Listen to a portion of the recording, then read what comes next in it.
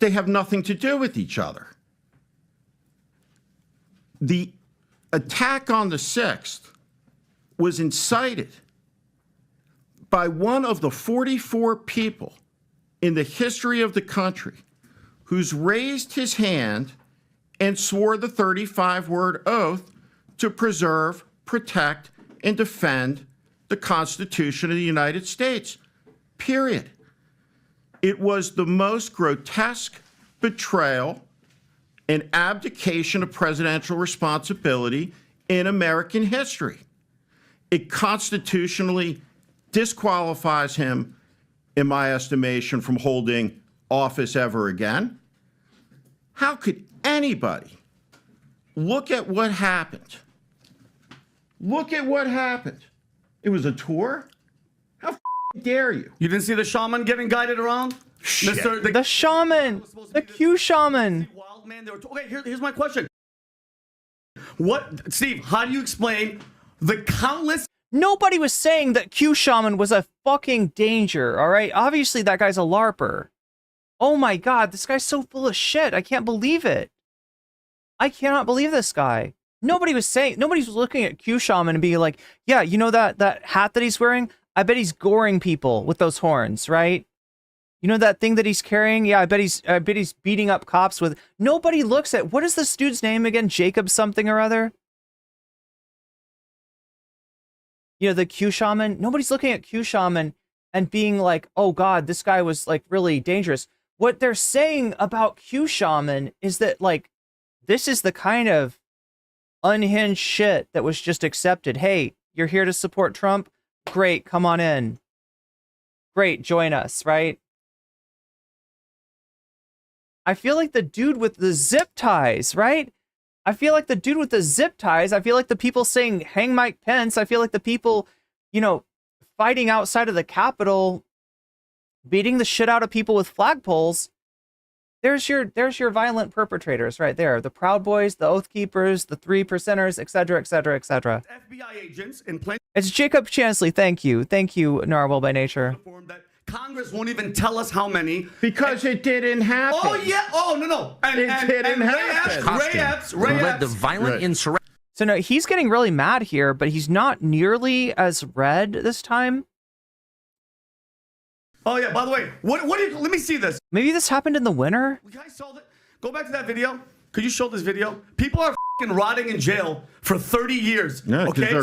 See, they're completely harmless. Doing this shit. What What the hell does that look like? Okay, what so does that look like to you? One video. Look at the Vinny. violence. I don't give Vinny, a shit. just because you're yelling doesn't mean you're right. No, it doesn't matter. That's one piece of video. Yeah, one Why piece don't of we video. show the hours of footage of them Tucker breaking Carlson. down- Look, Tucker, okay. what guys, do we got here? We got Tucker who got Carlson shot? here. Who we got shot? We got a guy. We got Who got Tucker shot? Carlson. We got a Who guy got who's shot? got his own show on Russian Ashley TV. Babbitt, God rest her soul. We a got veteran, the king 12-year of veteran replacement, shot. Yeah, look at domestic this. Oh my terrorist. God, look at this violence. Oh my goodness. Yeah. But let's oh my go to- God, they're turning it up. Let's roll the tape of the violence, though. Okay, Vinny. Okay, that's like saying there's a war going on over here, but you have video of outside of them getting along. Here's my question. There's other videos, wait, Vinny. Hold on, let's go back. So you mean to tell me Donald Trump, 2016, we found this is a fact. This isn't BS. I made this up. 2016, fact. All right, the Durham report. Hillary Clinton, DNC, FBI, they all colluded to say he. None of that's true. No. Oh yeah. It's all None of it's bullshit. true. So you're full of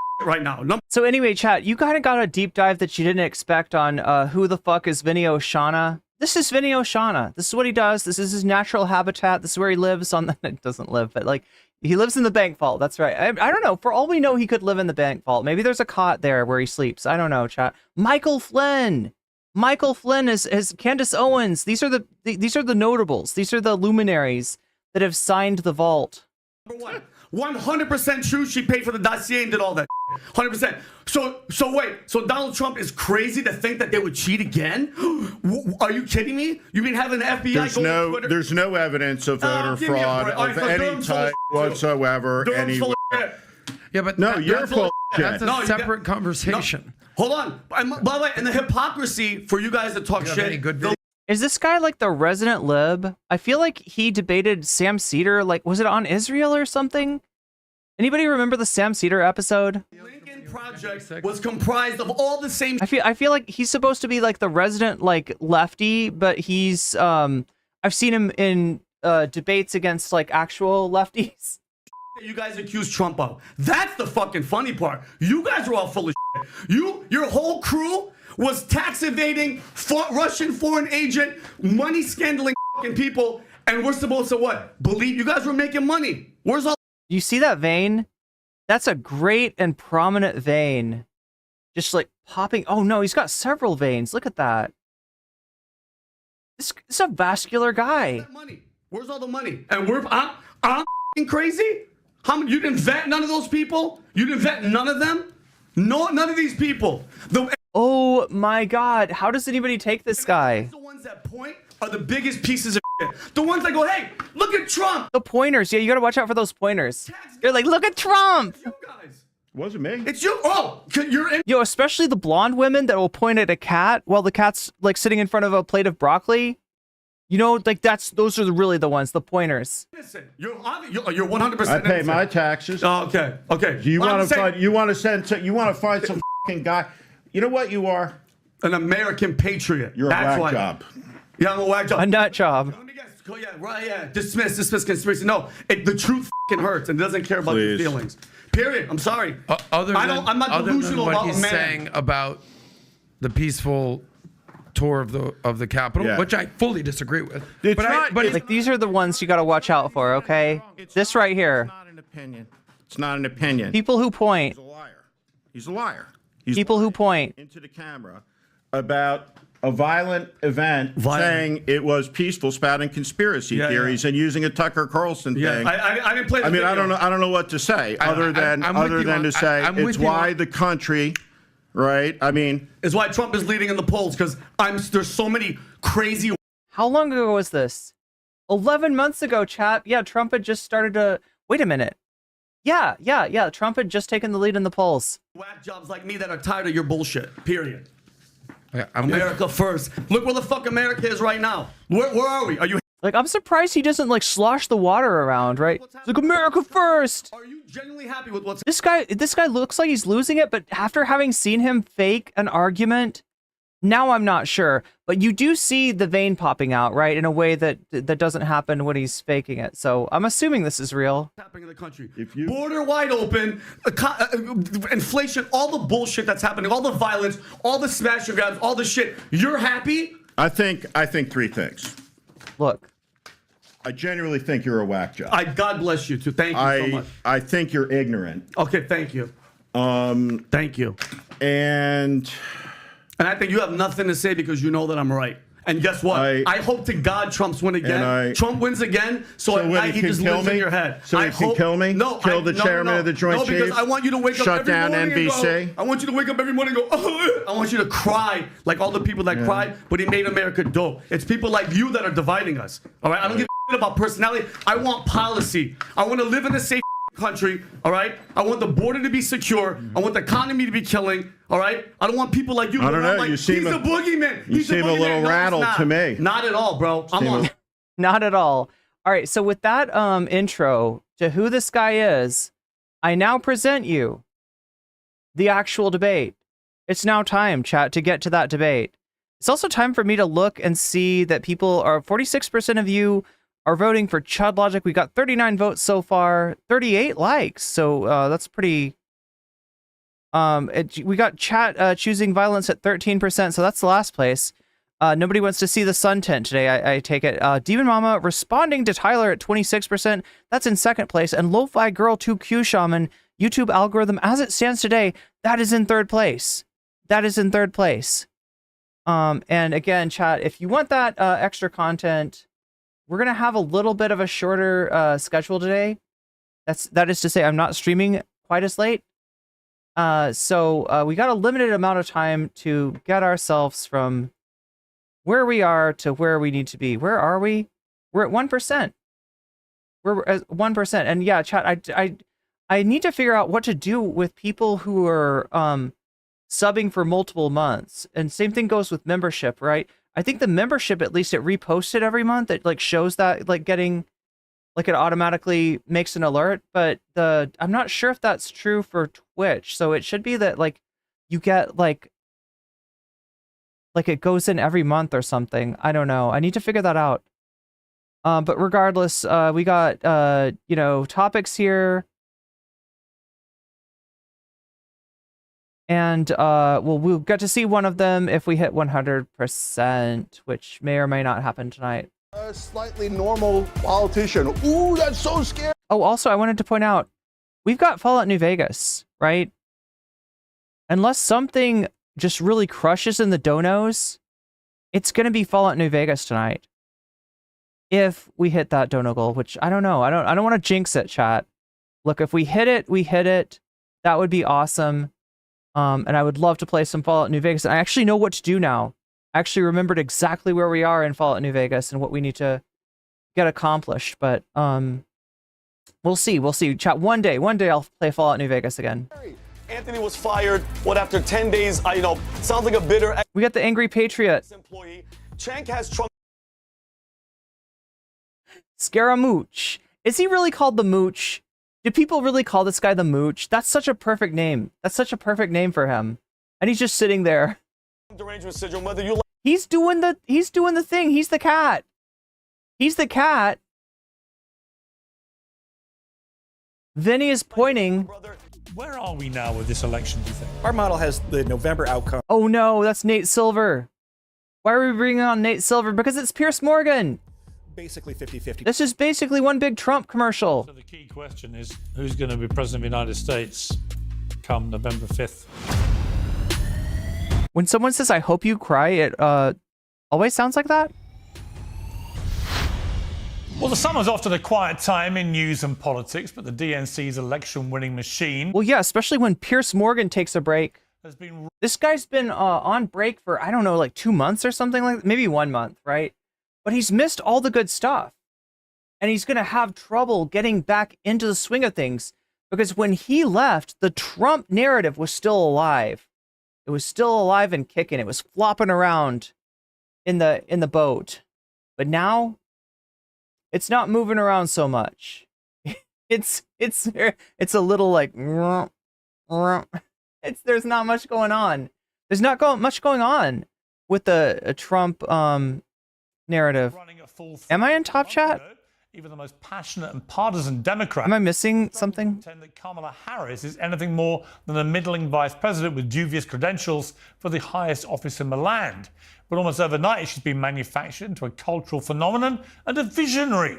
Most of all, she's apparently a harbinger of joy. The one thing that I will not forgive them for is that Wait, so this is Sam and Adam Sosnick? Oh my god, chat, we might have a chance for that. We might have time for that. they're trying to steal the joy from this country. The joy felt by Americans backing the Harris-Walz ticket. We are joyful warriors. Being joyful is part of the American identity. The joy factor. Campaign of joy. You're talking about radical joy. It is downright joyful. It looks like a joyous rally. It looks like a joyous occasion. A real zeal and joy in the campaign. The joy that you're bringing back to the country. Joyful, exuberant rally. Thank you for bringing back the joy. Power of joy. Hope and joy. Something incredibly joyful. She does it all with a sense of joy. Joy. Joy. Joy. Joy. Joy. Joy. Joy. Joy. Joy. Joy. Joy. Imagine that. American politics. Oh, the joy. Why am I not feeling quite so joyful? Because you like Trump, he's your personal friend, and when you left, he was maybe winning, right? He was maybe still slightly ahead, like he was losing it. He was losing the narrative. The momentum had already turned against him. But that's why you're not feeling the joy, because you, Piers Morgan, are not actually a neutral observer here. You are here to do Trumpaganda. Why don't I... For your famous friend. That's all it takes. It's just somebody famous, like, kisses his ass. And Piers Morgan is like, I like this guy. I like Joy. Yeah, people tend to like Joy.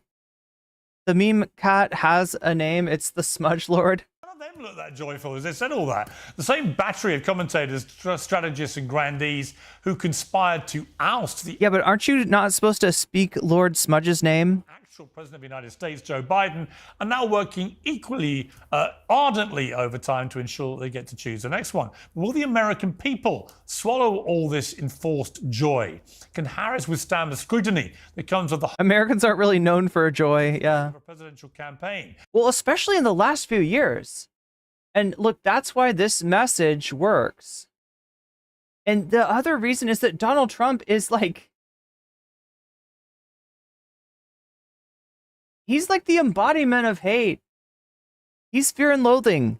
Will she simply dodge that scrutiny altogether after 40 days without He's Nixon on the toilet seat, chat. an interview or a press conference? This is how she answered the easiest, most predictable question of all when she finally sat down with CNN. If you are elected, what would you do on day one in the White House? Well, there are a number of things. I will tell you, first and foremost, one of my highest priorities is to do what we can to support and strengthen the middle class. When I look at the aspirations, the goals, the ambitions of the American people, I think that people are ready for a new way forward. In a way that generations of Americans have been fueled by hope and by optimism. Oh, come on, Kamala. What does all that mean? So now you could make the criticism that Kamala has not gotten into a lot of policy yet. And obviously, like, right-wingers are making this criticism because they need something. They need something. She's doing pretty well. She's kind of still in the phase of, like, introducing herself. So there's a little bit of that, like, you know, the meat of the policy of, you know, what she's proposing, that is kind of like the space is taken up by her bio, right? So she can get away with it because she's kind of late into the race. But yeah, you know, there are, you know, things that she said, priorities that she has that I would like to see fleshed out in a more meaningful way. Like when she says, I'm going to fight against price gouging, I would love to know what that means. I would love to know that that means something real and substantial, and that it's not just words, as we often get from Democrats, as far as what she's going to do in terms of the negotiation, which may be ending. Like from what I know, chat, the United States was about to, you know, end the negotiation between Israel, Hamas, and some of the other nations in the area, right? That the United States portion of that is about to end. So, you know, in terms of she's talked about stopping the fighting, but she hasn't really fleshed that out. And anytime she has, it's looked very both sides. It's looked very you know, fence city, and it never acknowledges that there is one party in the negotiations that does not want to negotiate, that is not there in good faith, that does not want a deal. And it's more clear now than ever. It's word salad. So you can say that there's, like, you know, details that need to be filled in. But at the same time, like, what does Trump have to say? He has to say immigration. We've got a very bad border right now, folks. I want to have the best border. I want to make the border better. I'm going to go in and make the border better. When the border gets better, you're not going to believe how much better the border is, right? He doesn't say anything.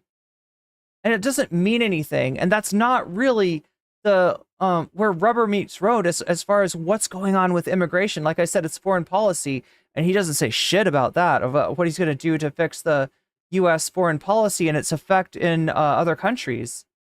Regardless of your politics, it's not an answer. Yeah, it's just weird that they're so adamant about Kamala filling in the details of her policy when Trump has been so lacking, and not just now, but always. It's always vibes. It's always feelings. It's always, you know, like, oh yeah, he does the same thing. He complains about the, you know, inflation and blames it on Biden, but doesn't really say what he's going to do to fix it, other than drill, baby, drill, which is not a solution. To an obvious question. If Kamala's first command to her team from behind the Resolute desk is do what you can to support the middle class, America's in big trouble. What her campaign is doing successfully is somehow managing to distance Harris from everything she's ever said or done, particularly in the administration in which she has served as vice president. She's apparently flipped positions on everything from the border wall to abolishing private health insurance, imposing electric car mandates, defunding the police, and banning fracking. None of it seems to matter. The message is clear. Kamala Harris is shiny, new, and nothing to do with what's happened before, either under Joe Biden or... Okay, I am getting that... Yeah, it looks like you're not getting alerts for donos and stuff. Thank you, Moino. I'm sorry I didn't see... What's going on? YouTube alerts are on. That's super weird. Okay, chat, I'm not hearing these. That is 5 gifted memberships going towards Fallout. So that brings us up to 16% of the dono goal. And that brings Fallout up to, oh my gosh. What is it, 134? So yeah, like I said, chat, Fallout's going to be hard to beat tonight if we hit that dono goal. We are, what, 84% away from it at the moment. What's come out of her own mouth? A new way forward and turn the page on the last decade of what I believe has been contrary to where the spirit of our country really lies. But the last decade, of course, the last 3.5 years has been part of your administration. I'm talking about an era. You've literally been in charge for nearly 4 years of that 10 years. This is your era. And I use that pronunciation very deliberately. This woman was the Vice President of the United States. Is it, though? Is it really any of our era when Trump is still hanging around? When the loser of the last presidential election will not even admit that he's lost? States is the Vice President of the United States. There's actually a president who's on the beat somewhere. Well, the cabal, which united to force her boss into retirement, meanwhile, is still barely able to contain his... The cabal. The cabal, he says. Glee. There was no sound. Yeah, no, I noticed that. Let me, like, actually do the proper alerts, right? That's why I was saying there were not... CJ, you've just been weaseled, and that's a good thing. Starman X, you've just been weaseled, and that's a good thing. ACAB includes Tone Police. You've just been weaseled, and that's a good thing. Asher the Bunny Man. You've just been weaseled, and that's a good thing. And several wolves. You've just been weaseled, and that's a good thing. Yeah, I don't know why it's not working right now. I hope it's not. The person who should be applauded is the president who did the most selfless thing that anybody's done since George Washington. And that's true. No, whatever. People make their own decisions. Absolutely they do. Absolutely they do. But I just want to say from the bottom of my heart, thank you so much for what you didn't do.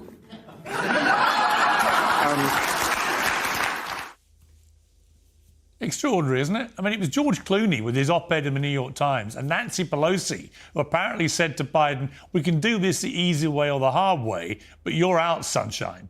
It was those reportedly two who led the campaign to get rid of him. They were the Brutuses to the Caesar. And yet now they want us to think. I love how he thinks that political pressure all of a sudden is a cabal, is a coup, is an undemocratic process. Really? Or is that motherfucking politics? Is that the very essence of politics? Yeah. This guy's like, oh my gosh, is there leverage being used in our politics? Holy shit.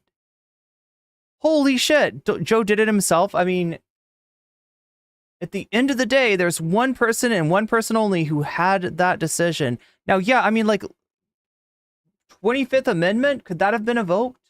Could that have been mentioned? But he's just speculating now. He's just speculating. Like, yeah, she threatened him with the 25th Amendment. I heard that she said, we can do this the easy way, or we can do this the hard way. And obviously the hard way means that she gets her husband's friend, DePape, to come with his hammer and senselessly beat Biden about the head until he relents. Greatest guys in Do I do a decent Pierce at least? bread. Greatest is Washington, the first president of the United States. Pierce is such a fucking joke. Founder of the United States. The man that many Americans think was the greatest president. Is that how anyone views Joe Biden? A man who, before he could even serve a second term, had to be bullied and shamed and humiliated out of his position as the nominee for 2020. Nobody feels bad for Biden. I'm sorry, Pierce. I don't know what you... Is that what he thinks he's going to do? That there's like Biden Democrats out there that are like, oh, geez, I feel really bad about what happened to Biden. Hey, maybe if Pierce bitches about this a whole bunch, I'll vote for Trump instead because I'll be so mad. I'll be like, I thought we were getting Biden. No, nobody feels that way. Nobody feels cheated by not getting Biden. Nobody's like, I went and voted for Biden in that primary, and I can't believe that now it's Kamala. I can't believe that they did that. Nancy Pelosi, how could you? Right? Bill Maher, for once, his disposition, you know, his attitude towards that is pretty representative of the rest of the country. That's not something that I can say often. Bill Maher is usually pretty out of touch with things, but in this case, he's reading the room correctly. By his own team, by his own people. There's a lot to call out about Kamala Harris and her campaign. In my view, the Trump campaign also has its problems. It's yet to regain its footing and confidence that it had when Biden... I'm glad you noticed. So you're not completely out of touch with what's going on right now. But do you see what he's trying to do? He's trying to like latch on to some of that 2016 energy, right? And this is what Trumpies do all the time, right? They need to get back to that narrative because at the end of the day, that's all that he's got. So as much as you can say that all Kamala's doing is a vibe and a narrative, sure, fuck, whatever, I'll grant that, right? But that's all Trump has ever done. And it's not a good vibe, and it's not a true narrative, and I'm sick of it. And I think the rest of America is sick of it.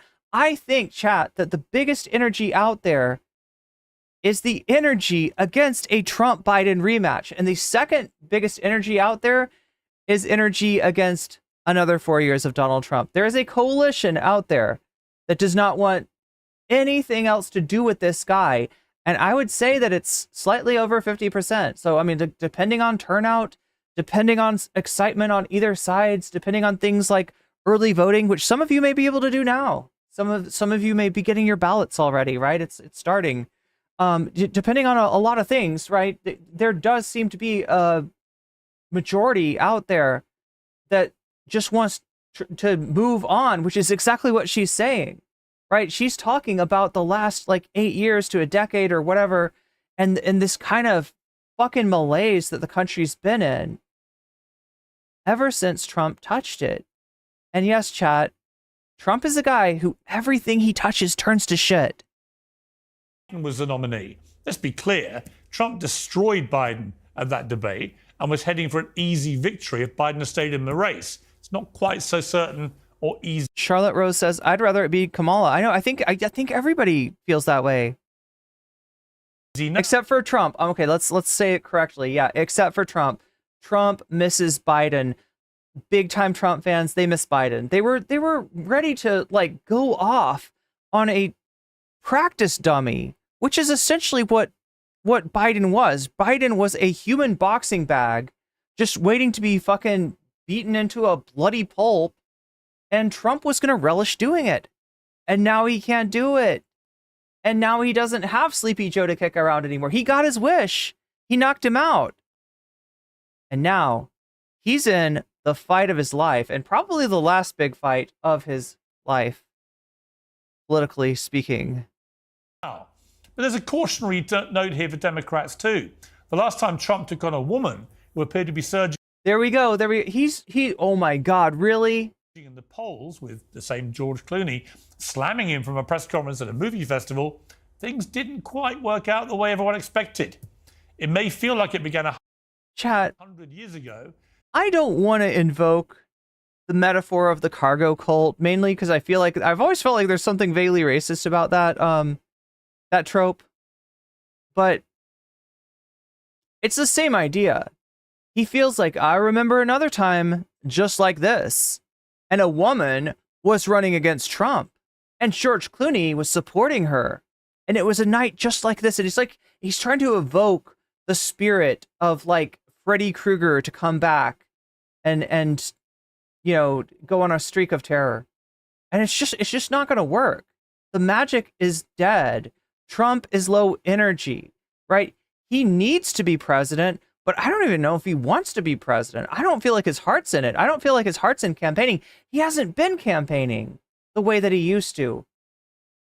He's been, I would say, depressed. And there's good reason for that, right? Because he went from looking like he had the election in the bag to looking like he is losing hold of everything that he had. But the real race for the president of the United States begins now. Marcus says, nah, he's doing great. Well, show me some video of that, Marcus. Well, joining me now to debate all this, the Young Turks founder, Cenk Uygur. Oh, hey, that's a good point. KJ Aubrey says, I hate that Cenk named his news agency after the group that perpetrated the Armenian genocide in Turkey. Just why? In the United States, that term used to be colloquially used, right? Used as an idiom to describe like young upstarts, people that were new to a game but were punching above their weight, right? That's what Cenk Uygur, I guess, meant by that. But then again, I guess I'm trying to remember when exactly I think it was like after Anna came on to the broadcast that he acknowledged the Armenian genocide. But yeah, I don't think the intent, it is, a historical reference that is, literally to the perpetrators of a genocide. So, but yeah, it's weird how Americans talk. It's weird some of the phrases that get used. And that's more of a boomer phrase, right? It's not something that people are saying, oh, look at that young Turk over there, right? It's not currently in usage, but it was sort of a boomerism. And Cenk is kind of a boomer, even the former White House communications director, even a boomer before his time. Scaramucci, There's the mooch. We got the mooch. Journalist Emily Austin from the PBD. Okay, so can somebody? This is a PBD person. Now, well, joining me. Oh God, I rewound it too much. Cenk Uygur, the former White House communications director Anthony Scaramucci, broadcaster and journalist Emily Austin from the PBD podcast, the commentator and self-professed broadcast journalist Emily Austin. Anybody know who this is? Emily Austin? Angry patriot Vinny Oshana. Welcome to all of you. Wow, I've been away 3 weeks or so.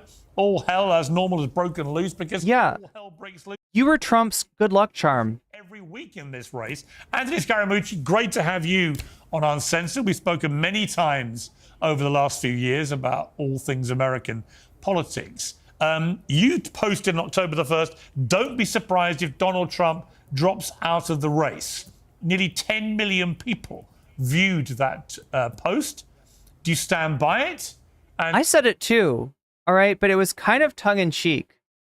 I think what I said was something to the effect that the best thing that Trump could do for the Republican Party right now would be to drop out. I also said that I very much doubted that he would do it. But like I said, chat, the biggest area of agreement with most Americans right now is that they do not want a rematch. They do not want part 2 of the 2020 election. They do not want the Trump and Biden rematch. And they're not going to get it. They're not going to get it because Biden's gone. But Trump is like half of that equation. And like I said, the second biggest contingent is people that do not want Donald Trump. And it's looking like it might be a majority. So what that means, chat, is that if you can get a Democratic candidate that doesn't have, I don't know, a special reason for people to hate them, that's not especially hated, right, above other politicians, then you've pretty much got the election. Because the people are out there that want to vote Trump out. The place that falls apart is when there's a loss of enthusiasm, as you saw under Joe Biden. So in reality, Trump's ascendancy, which, you know, it did seem like an ascendancy. Like I said, he passed Biden in the polls about 11 months ago, and he's been on top ever since. That is until Biden dropped out and was replaced with Kamala Harris. So some people took that as Trump being popular, as Trump, as people accepting, embracing Trump, and it really wasn't. That really wasn't what it was. What it was millions of Americans not feeling anything for Joe Biden, being disturbed by the Biden administration, and being disturbed by the fact that the candidate was this guy that had kind of said that he'd hinted that he was only going to run once, and nobody wanted to see him run again, especially after people realized that the Sleepy Joe was the real Joe Biden. It wasn't an aberration. It wasn't like it wasn't like a chance thing. It was just like legitimately how Biden was now. And so you literally replace Biden with a ham sandwich, and you're gonna get more votes than Trump. So the fact that Kamala is able to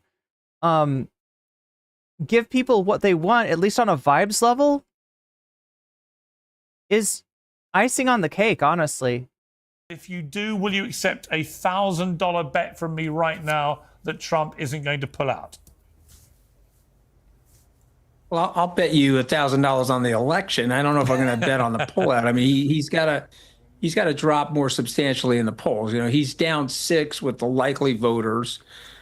KJ Aubrey says Vivek 2028. Now, in general, we don't want you to spam like political slogans in chat, because that doesn't really add much to the chat. And sometimes there's a lot of people in here. So, it would be nice if you would just say what it is you like about Vivek Ramaswamy.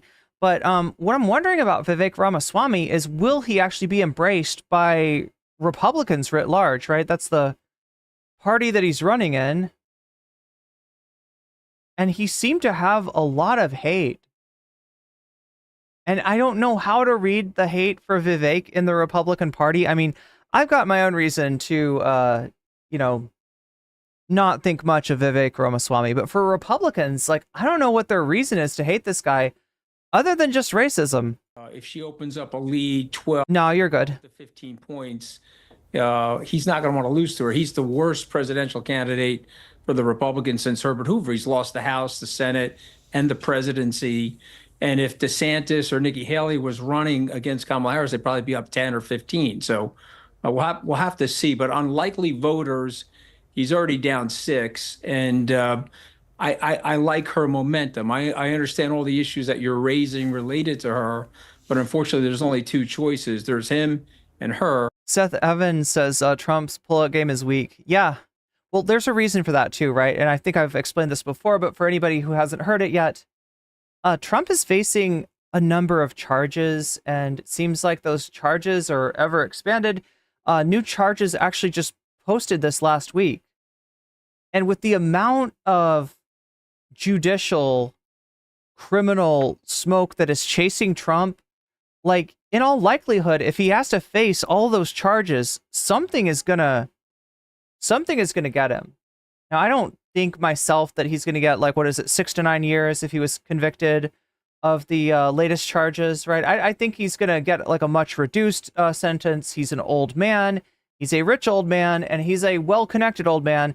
And generally those things make it so that you get like the very lighter side of any kind of sentence. So, but if Trump does not win and become president, if Trump does not have a immunity reason, a presidential immunity reason for him not to face charges other than in the Senate, then he is going to go down for something. It's almost guaranteed.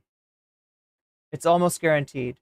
So that's why he will not drop out, even though I think it's probably the best thing for the country. I mean, it's definitely the best thing for the country if he dropped out. It would probably be the best thing for the Republican Party, but it's not the best thing for Trump's ego, and that's a huge factor. And the other factor is the legal jeopardy that he's in, and how the only way that he gets off scot-free is by winning another election. And I think I would implore people to read H.R. McMaster's book if they get a chance, because he's very honest and very objective about the insanity that is Donald Trump. I mean, Anthony, if I'd asked you $1,000 on the election, I got Kamala. You can take the orange man if you want. We'll make it for charity. I'm done on that. We'll make it for charity. I'll take that bet. I still think Trump's going to win. I'm not an American citizen. I don't have a vote. I don't have a... It's hard to imagine the polls reflecting that people who would have voted for a Democrat switched to Trump. Then again, Americans are Americans. Obama voters switched to Trump. Bernie voters switched to Trump. Jimmy Dore is the name that comes to mind. There's stuff with Jimmy Dore that I haven't covered, isn't there? Trump would never pull out because then his legal battles would crash down on him. So his only chance to avoid consequences. He doesn't care about running. He doesn't care if running burns the GOP down. Never bet on Trump's pullout game, says Lady Badash. Nikki Haley, just seething. You thought I was going to talk about Stormy Daniels' comments on Trump? Wait, which ones? The ones about his wiener? Horse in the race. Okay. I just think reality is going to kick in. And if I asked you, Anson, before we move to the others, if I'd asked you even 2 months ago, do you think Kamala Harris would make a great president of the United States? You would have laughed out loud. Be honest. Again, there's two choices in the race. I know I don't want to go back to what we had. I think it was a unmitigated disaster. He embarrassed me by supporting him. And he's actually an embarrassment on the world stage. And he doesn't even understand things like the nuclear triad. The guy is a walking disaster. And so I will take her over him. But you're right. If there were other candidates available, if you were available, Piers, you're not over 35 yet. But if you were an American citizen. It's funny because Scaramucci is talking about people that have worked with Trump, worked for Trump, like McMaster. And he's also talking about like major world figures. Now, if you're Trump people and you're really going to ride that like anti-establishment horse until it falls over and dies, I guess you could say, well, the world leaders are pieces of shit. They're part of the establishment. They're evil, right? So it's good that they don't like him, but they laugh. They laugh when Anthony says the U.S. is not well respected by world leaders. Yeah, Trump has been ridiculed, and that doesn't happen to U.S. presidents. Trump gets ridiculed when he is in, sort of spaces with other world leaders. Like, people do not take him seriously. And honestly, people don't take the country seriously. And I don't really blame them. It's like understandable. Oh, this is your president? Huh. Oh, this is what the United States has come to? Right? It is a comic, tragic affair that Donald Trump was able to put his greasy thumbprint on the wall of presidents in the first place. And over 35, I would take you. See, this but, is I mean, why we've only got two choices. This is really why I wanted you on the program. Okay, he's got to be kidding. Because I knew that you. But at the same time, like, understand, Anthony Scaramucci, he is a Republican. He is like an old school Republican. He worked for Trump, and that's his reason that he gives for being so anti-Trump, is that he's seen things from the inside, and he says it's really ugly. This guy's like horrible, but he did agree to be in the administration in the first place. So the election of a reality star, fail son, was not like a deal breaker in the beginning for Anthony Scaramucci. That's kind of why I don't really trust him. I don't know how seriously to take anything that he says. He does have firsthand knowledge of Donald Trump and his administration, but at the same time, he appears to just be along for the ride, right? He's riding the celebrity that he gained by being Donald Trump's disgruntled employee for as much as he can. You would flatter me, but he's actually pretty good with a turn of a phrase. You know what I mean? Like, he's more intelligent than most of these political opponents. Sorry, he's more intelligent than most of these political pundits, right? Most of the people you see on television, Anthony Scaramucci is running mental laps around them. So as goofy and like jocular as his persona is, he's a sharp guy. I just don't think that he's necessarily like a good guy, if that explains it. But I do enjoy seeing him dunk on Trump. A way that I would find irresistible. Emily Austin. So look, Kamala Harris was nobody's choice, even on the Democrat side, to be president of the United States 2 months ago. Suddenly, she's apparently the great, fresh, new thing, despite the fact that she's been Biden's vice president for nearly 4 years. How can she continue to execute this tripwire of pretending she's not responsible? He's acting like Rachel Maddow. I always bring up this example of Rachel Maddow because if you watched her during the Trump administration, you always got the feeling that right around the corner was some event that was going to have Trump marched out of the White House in an orange jumpsuit, like literally frog march. Like they carry him by both of his arms, right? They come and get him. Like, and she'd always be like, watch this space. She'd be like, that means that blah, blah, blah, blah, blah, blah, blah. And Mueller could do blah, blah, blah, blah, blah. And this could happen and that could happen. And who knows? Who knows? Maybe we'll annul the election of Donald Trump to president, and all of his official actions will be revoked and rolled back, and we'll bring Hillary in, and we can go back, sip mimosas at brunch. It'll be great, right? Just watch this space. Watch this space. Just wait, right? And Rachel Maddow was selling something that liberals very much wanted, and that was cope. That was cope. There was no way that Donald Trump was going to be removed from office, all right? Because that would take a vote of like a supermajority of the Senate, which is never going to happen with the Senate being like close to 50-50 or anything like, right? Republicans were going to have his back. So in reality, no matter what was in Mueller's investigation, no matter how much the gun smoked, that gun was never going to be used to remove, metaphorically, this was never going to be, Mueller's case was never going to remove Trump from office. And I feel like Piers is doing that now. He's like, just you wait. There's a tripwire. There's a tripwire there. She's going to have to explain why Biden sucks so much. Guess what, Piers?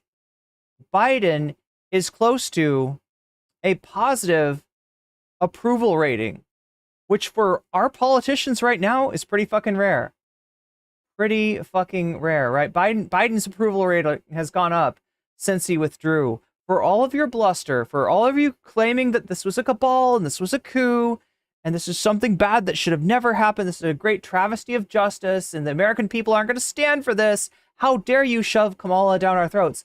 The American people actually are pretty amenable to having Kamala shoved down our throats because it's much better than having Biden shoved. Oh my God, chat, this metaphor is a little too much. A little too much. Now, I'm not trying to imply anything here, but yeah, this is it's not working. It's not going to work. Americans disapproved of Biden by a high level, by a higher level than Trump even, which is pretty freaking high, right? Maybe not higher than Vance, though. Vance is pretty unpopular.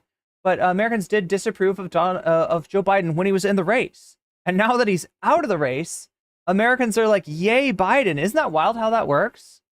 Isn't that wild how that works? So it's not really about, I think Biden screwed up the economy. I think Biden caused inflation. I think Biden is letting the immigrants all in, right? It's not really about that. That's not really what was going on. It was that people did not want Trump versus Biden part 2. And when Biden showed that he couldn't even keep up with Trump in a debate, it was over. It was Jover, as they say. Or accountable for everything that's... And I think everyone, I'm starting to mispronounce her name. Are they getting me? It's Kamala. It's Kamala. It's very easy. Going on in this administration. The answer is that she can't. There's only so long you could portray this facade that you have everything figured out. But what I hope to see... Piers sometimes says base stuff, but only because of Trotsky communist backgrounds. Wait, what? Because of the Trotsky communist background of some of the neocons? I know about this phenomenon, yeah. People that were part of the New Left in the 60s and then became neocons. Happen sooner than later because the clock is ticking, is for the emotions to be removed from this election. Kamala could run her Ren and Stimpy. See, you're coping. You're coping. Also, please tell me about the Ren and Stimpy. that you have everything figured out. But what I hope to see happen sooner than later, because the clock is ticking, is for the emotion. The clock is ticking. That's true. The clock is very much ticking. The clock is not in your favor here. To be removed from this election. Kamala could run her Ren and Stimpy, happy, happy, joy, joy campaign all she wants, which sounds strikingly. Oh my God, Chad, I would play that. I think I know this. Is that the song that's like happy, happy, joy, joy, happy, happy, joy, joy. Happy, happy, joy, joy. It's just this manic, like, happy song. Similar to him. But that's not what Kamala's doing. Right? That's not at all what she's doing. It's not like a, hey, everybody, let's be happy for Kamala. And somehow it's like hypnotizing people, and the Democratic zombies, the Democratic NPCs are like, yes, we hear and we obey, Master Kamala. We hear and we obey. Like they're not there. It's not like a forced thing. It's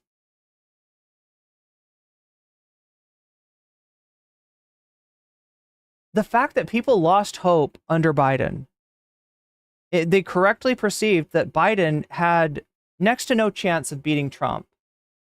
And looking at another 4 years of Trump after having experienced the first four, that is doomer. That is doomer as fuck. And so what people are happy, or where this started, right, was just like, there is somebody other than Biden, and you can vote for them, and they might win. That made people happy. That made people happy. The fact that it's not a repeat of the 2020 election, that made people happy. That's where it started, right? And then people like started to get to know her. The Republicans were like, oh, she laughs too much. People watched the clips. It was like, I don't know. I like her laugh, right? Oh, she says weird stuff. You know, she says you didn't fall out of a coconut tree. That's weird. And people looked at it and they were like, no, actually, that's kind of based. Like, yeah, I mean, she's right. She's right. You didn't just fall out of a coconut tree. You exist because of everything that has come before you, but you shouldn't let that which has come before you dictate that which could be, right? And these were all kind of like pleasant surprises, right? I think a lot of people remembered Kamala being like just mega cringe, but then it's like when you look back and you're kind of like, it's not that bad. So it's a pleasant surprise. Communist invading radicals.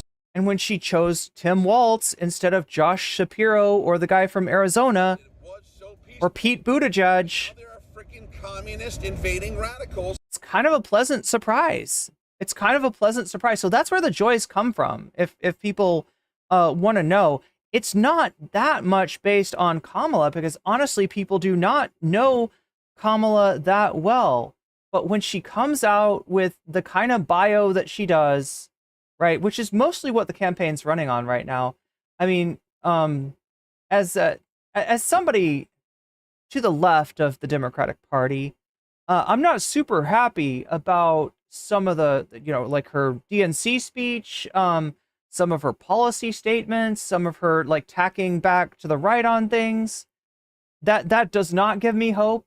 Like I would love to hear her like differentiate herself from Biden, at least on Gaza. That would give me some hope. But I'm not getting that. So I don't think I'm really the demographic that's feeling the love and the hope and the joy and all that stuff, the happy, happy, joy, joy. I don't think I'm that demographic, but I at least know people like this well enough to understand what's going on and understand why, for a lot of people, Kamala's presence in the race is in and of itself a reason to be a little bit more hopeful. Like compared to where things were, this is great. Hitler's strength through joy, but I'm not even going to get into that. Okay, so here we go. Here we go. Here we go. To be removed from this election. Kamala could run her Ren and Stimpy, happy, happy, joy, joy campaign all she wants, which sounds strikingly similar to Hitler's strength. Hitler was a noted Ren and Stimpy fan, right? Why do I feel like I'm able to like imagine a Hitler drawn by Ren and Stimpy? Like, why do I feel like this is a thing?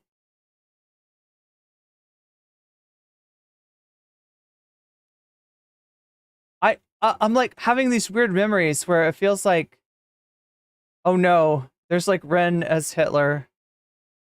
I having a memory where I feel like I remember an episode of Ren and Stimpy with Hitler in it.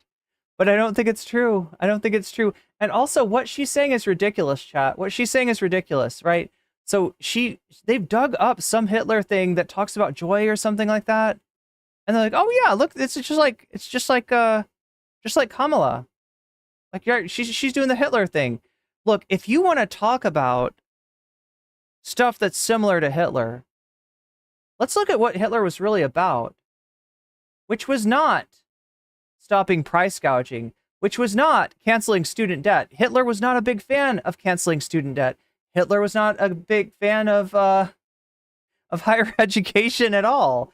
Right? Hitler's policies were about selecting an outgroup and demonizing them and fomenting hatred against that group and taking those people out of society. Does that sound like Kamala Harris's campaign?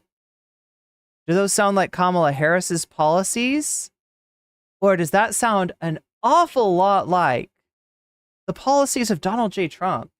It's just so ironic that she would take this tack, right? Through joy, but I'm not even going to get into that. But at some point, which will happen likely in this debate, is her policies have to be questioned. She can run on the joy campaign. Trump is the policy president. He addresses it head on. The policy president. I'm sorry. I just gotta laugh. This guy doesn't know the difference between policy and a hole in his ass. Like, right, what the fuck are you talking about? Whether it's easy. Trump is the most, like, probably one of the most ignorant people that's ever been president. And the argument was that he will have good people around him, right? He will either pick good people that actually know what they're talking about as far as policy, or I don't know, or the Republicans would suggest names of people that understood things more than Trump does, because he's not a politician. He's not a technocrat.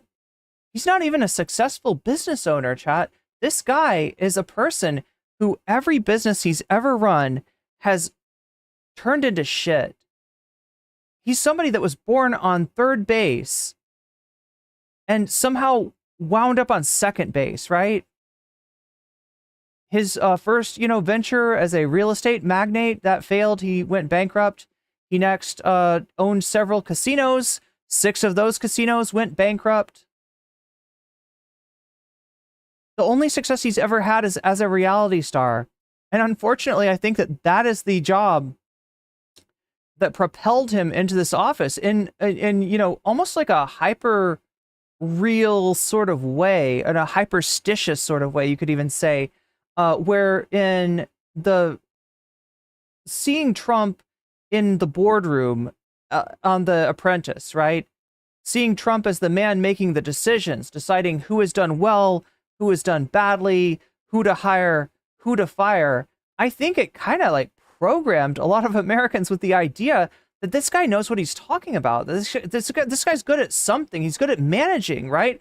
And what is the president other than a manager? If you don't know shit about policy, hire somebody that does. You're a manager. You can do this really well. And I've seen you on that show. You knew who to hire and you knew who to fire, and you're competent as a manager.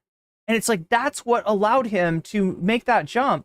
And instead of being like, a governor or a mayor or a member of Congress or a senator or like literally anything first, he goes straight from being a reality star, from being a celebrity, to being a president. And you're going to tell me this guy, Emily, you're going to tell me this guy is the policy president?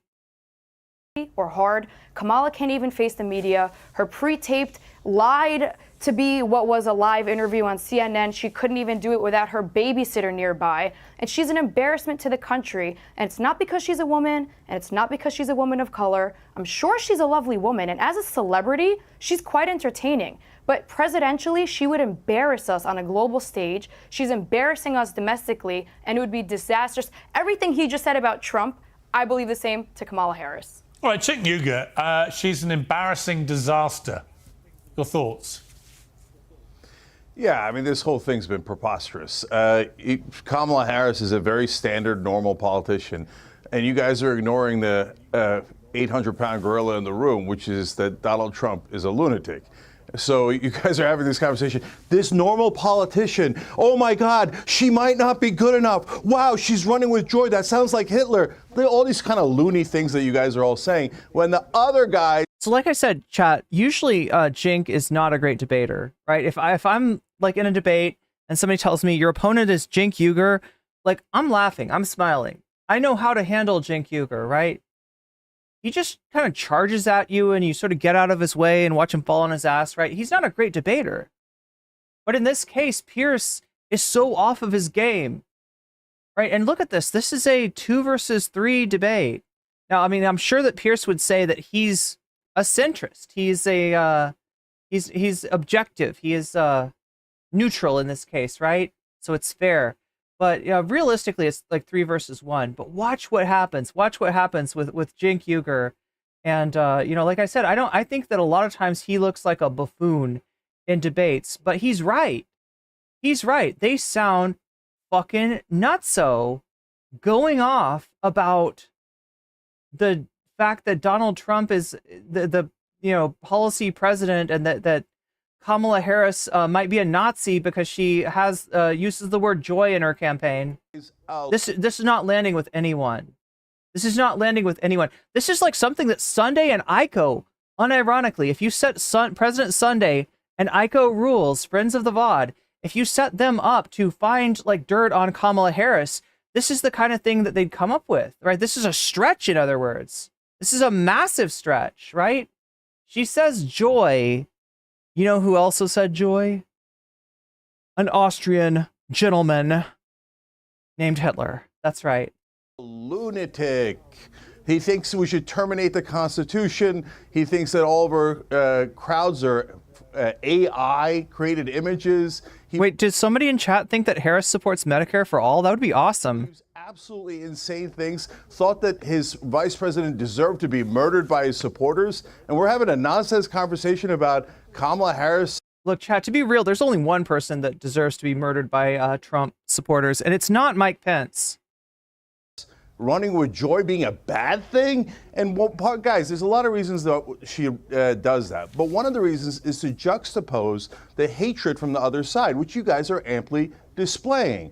The other side's like, oh my God, everybody's the enemy. The immigrants are the enemy. The Democrats are the enemy. Oh, they're killing babies after they're born. All these lunatic talk. So go ahead, run your mouth about Kamala Harris. But at the end of the day, Donald Trump's still a lunatic, and the country doesn't want an unstable madman like that who doesn't even believe in America. He thinks we should terminate our Constitution. He had no problem trampling our democracy. Wait, G-Rock Blue says, when did Trump ever say get rid of the Constitution? Did he say that before? Because if not, G-Rock Blues is like psychic. Are you psychic? Did you come in here to prove your psychic abilities? Because I believe you. I believe you, psychic. You're psychic. How did you know that Cenk was going to say that? Wow. Amazing. And the country doesn't want an unstable madman like that who doesn't even believe in America. He thinks. Yeah, Emily's still wearing the IDF dog tags. That's correct, Moyano. Terminate our Constitution. He had no problem trampling our democracy. I'm not letting that clown come in here and destroy this country. All right. I mean, you're sitting next to Scaramucci the clown, but that's okay. Vinny Oshana is a clown who'll destroy the country, an 800-pound gorilla. Scaramucci is a much better clown than Trump. These are the nice guys spreading joy. Oh, yeah, I guess you're not. I guess liberals are fake. Isn't that right? You're supposed to be accepting and kind and empathetic, and yet you're saying that Donald Trump is a clown. That doesn't sound very nice to me. What do you think, Vinny? What do you think, angry patriot? Yeah, well, you listen, guys are super nice. I have to say this, Piers. Emily, you kind of brushed over it, love, and I think you should have stayed on it. Emily's a Jewish girl, and she mentioned the strength through joy was 100% hijacked. He's backing up what is possibly the worst thing to possibly... Like, I've just never seen a Republican do this kind of shit. I've seen lefties actually try to pin the tail on the Nazi in a debate and not really have much proof about it and come up looking ridiculous. I've never seen this happen with a right-winger, where they're like, Kamala, says that she supports Joy, just like Hitler. And Vinny's like, that's right. She's got a good point there. It is just like Hitler. It's exactly like Hitler. Anytime somebody comes up saying Joy, you need to stand against that campaign, because that's a clear indication of genocidal intent. Really? From the Nazis. Not like something like, say, scapegoating a marginalized group of people, like isolating the people that you don't like, talking shit about them, saying that you want them deported. That's not more like Hitler. They really stepped in the dog shit this time. And like I said, this is Pierce's first debate back. He's here to do Trumpaganda. Don't make no mistake, right? He's a personal friend of Donald Trump's. His content will get better if Donald Trump wins. I don't know what he really cares about. I don't know who he really supports, but I think his allegiance is definitely to Donald Trump, and everything about this this panel, from the way he started it out to the people that he brought on, to the kind of imbalanced 3 versus 2 scenario that he's got here, is in service of his daddy Trump, because Trump likes him and Trump calls him on the phone, and Trump is his famous friend. So he's got this celebrity that he's friends with, and he's gonna do him a solid, or at least he thinks he's gonna do him a solid. We'll see where it goes. 1933. I have to read this, Emily. Hold on one second, guys. I actually want to read this because Emily's right. He's really got something. He's really onto something. And this makes me wonder, right? What kind of coordination was there before the show? Piers starts off talking about Kamala, saying Joy over and over again, right? Emily then jumps onto it. You know who else said Joy? It was Hitler. And then this Vinny guy, he's got some kind of a document that he's reading off of that's like, in 1933, Hitler said, Joy is good. I like Joy. Just like Kamala Harris. They ripped a Nazi. Hold on, Cenk. I didn't interrupt you. The Nazi labor campaign of 1933. That's. Stop it with the fucking flashing hate symbols at us. And talking about I don't know Anthony, I know Cenk, and I respect Cenk. We disagree politically, but let's talk about the actual State of the Union right now, Piers. I love that his proof that that Kamala's a Nazi is that he's got a swastika on his phone. What? I don't know if you guys have been paying attention, but an American Jewish hostage was murdered by Hamas. That just happened a couple days. Okay, I'm sorry, but yeah, Cenk is a journalist or whatever the hell you call TYT. Piers, same thing. Yeah, there's 3 journalists and Scaramucci, right? Who's a political pundit? Yeah, they fucking know. They fucking know. And also, the Hell's Angels are en route. Oh my God, Chad! I was gonna save this for tomorrow. He's getting into it. Right now to Aurora, Colorado, to stop a Venezuelan brutal gang. And Terror 000 said Hitler supported strength. His whole thing was a struggle, is a law of nature. Oh yeah, his whole eugenics kind of social Darwinistic thing. Irene is trying to edge you. Well, if I edge you enough, we might actually hit the sub goal. The gang is called Tren Aragua because they've taken. Tren de Aragua. Yeah, that is the name of a Venezuelan gang. However, this story out of Colorado is at the same time more than it seems and less than it seems. Taking over apartment complexes. They're sex trafficking women. They're doing drugs. The FBI's not doing nothing. The mayor's not doing nothing. Do you believe this, chat? Do you believe this? The governor's not doing anything. Why is all this happening? You know why? Because Joe Biden. Because of Kamala's Joy? Is on vacation. He's still on vacation. Oh, I see. That Joe Biden would save us. Yeah, clearly. Look, if you've got an apartment complex in Colorado, right? And you've got an issue where there's gangs, doing mayhem around this place, right? What you need is Dark Brandon to come in there with his sunglasses, take off the glasses, Homelander style, and melt people's faces with the laser beams out of his freaking eyes. That's what you need the president. That is the president's job, right? But like, I mean, look at what he's saying. The police aren't doing anything. The FBI's not doing anything. That's right. They're just not doing anything. They're just letting their crime happen. Sure, that's what's going on. 40% of his administration. Kamala Harris is in a just going around with herself with her. I do have to ask though, what about the reports? KJ Aubrey says of increase in SA by immigrants. What about the studies that show that that immigrants lower our crime rate because they commit crimes at a lower rate than citizens? And why, you might ask, is that the case, right? For somebody that's in this country on undocumented status, right? So in other words, a precarious kind of situation, right? Would it make sense for such a person to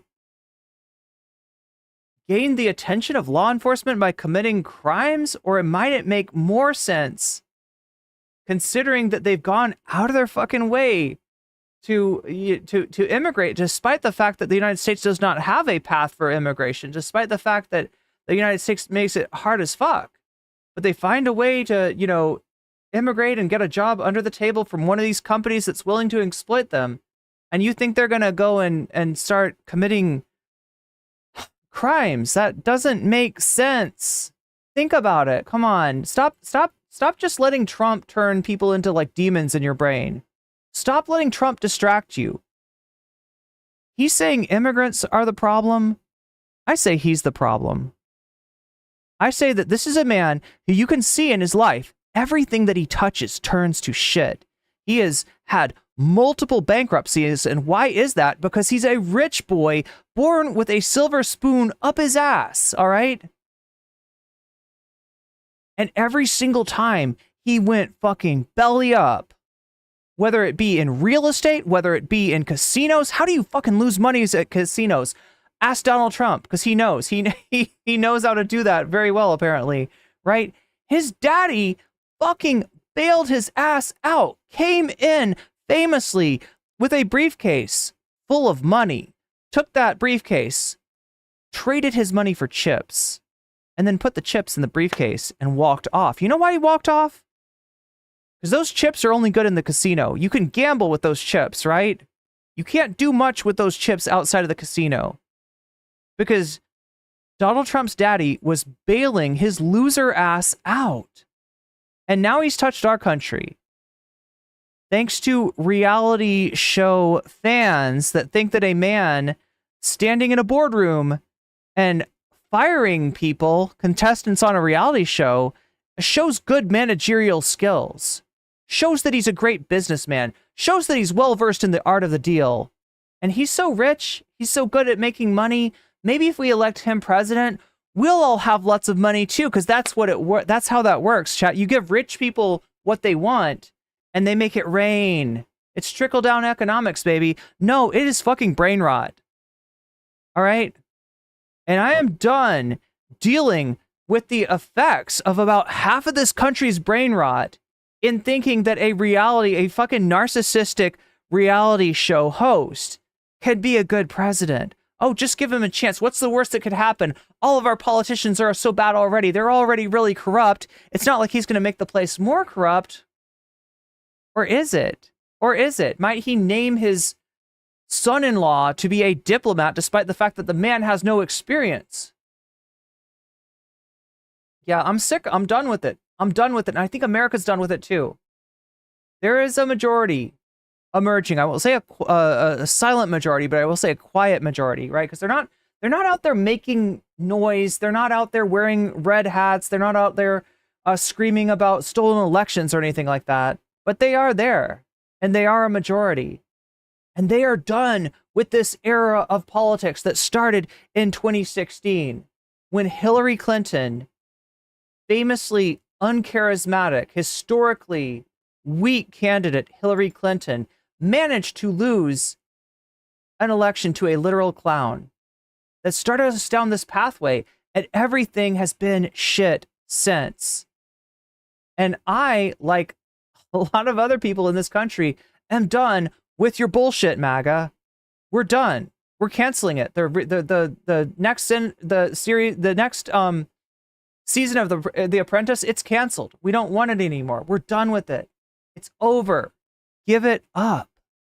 Her support human being. Who's actually running the country right now? He's talking about Tim Walz. Kamala Harris is in a just going around with herself with her support human being. Who's actually running the country right now? Everybody's worried about the future and Trump, and he's such a threat to democracy. Why did he do all that stuff in the 4 years that he was here? I'm genuinely curious. All this threat and all these problems. Name one thing. Wait. What did he do in the 4 years that he was here? Do you remember? Did he build the wall? Nope. He didn't build the wall. He requisitioned a bunch of money from the military, and he built some wall, and that shit is falling down right now. So yeah, which is, if you know Trump's products, you understand, right? He's tried to make money. He's currently trying to make money off of MAGA fans with what he's got, like a Bible that he's selling. He's got NFT cards that he's still selling NFT cards. He's ripping off his fucking base because the dude needs money. He's out there selling NFT cards and shit, right? He's had Trump vodka. The common thread with every single one of his products is that they sucked. And his wall sucked, right? His wall didn't stay up. The one thing that a wall's supposed to do is stand up and hermetically seal a border, supposedly. I mean, that's what Republicans think, at least, right? That's why you said build the wall. But the wall, the little bit of the wall that did get built by Trump, it fell. It's in disrepair. It's bad. It didn't work out. So he didn't build a wall. All right, what else did he do? Repeal and replace Obamacare. Nope. Didn't do that either. Luckily, right? What else did he do? What did he do during his, can anybody like name me something? Oh yeah. I remember hearing about this Infrastructure Week. Remember Infrastructure Week, chat? Trump was going to have Infrastructure Week, but then it wasn't Infrastructure Week. So then they were like, next week is going to be Infrastructure Week. And then the week after that is going to be Infrastructure Week. But did he ever do Infrastructure Week, or did he not do it? That's right. He didn't do Infrastructure Week. What did he do? You can't find a single goddamn thing that Trump got passed other than tax cuts for the wealthy. And I think that these are tax cuts that he is... Has he been talking about these again? Let's take a look. Because you're all people that have a lot of money. I know 20 of you, and you're rich as hell.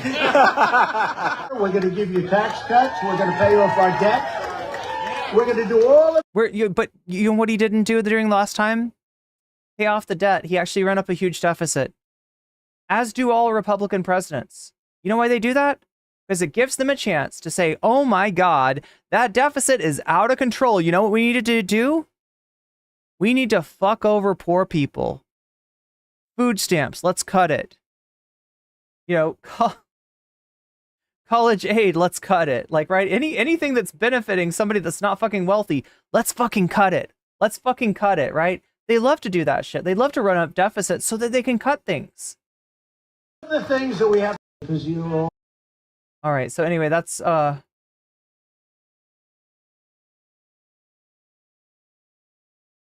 we need to watch this again? I feel like we do. The answer that I gave you is they didn't bother to interview a single witness, just like you. The good old Trump administration, do you remember? Do you remember this shit? Do you remember these people like suing every state that they could to try to get the election overturned and then showing up to court and farting? This is Trump. It's a shit show. And if you supported this in any way, you should be embarrassed.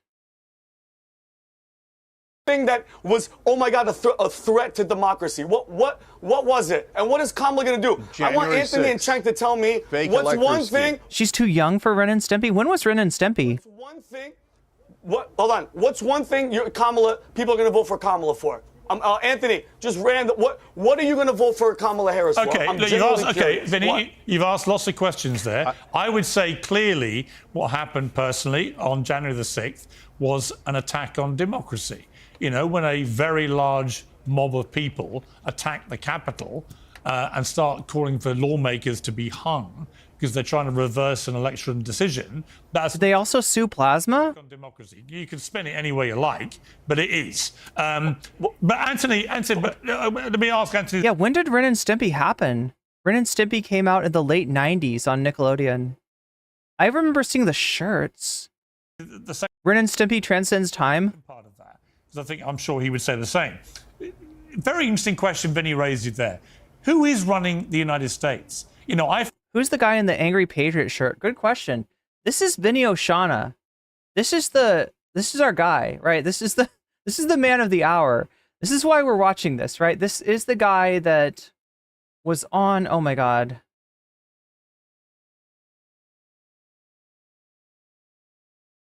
what was interesting about last night, actually, he was on this panel before. He got into it with Hassan, and his face turned red. See if we can get some of this.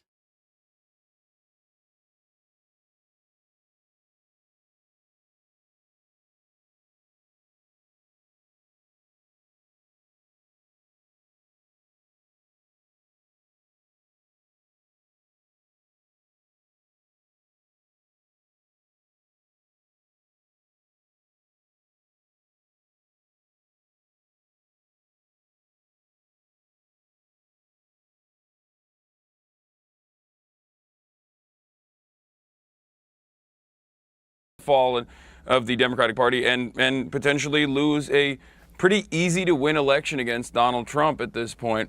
And we were absolutely right, and it was shocking that so many in the media who are now writing those articles that you're talking about were acting as though Biden was actually a dynamo behind the scenes. There was literally an article I remember from an excerpt from a Jill Stein book about how in order to soft ballot races where you have Democratic blue wall, that's obvious.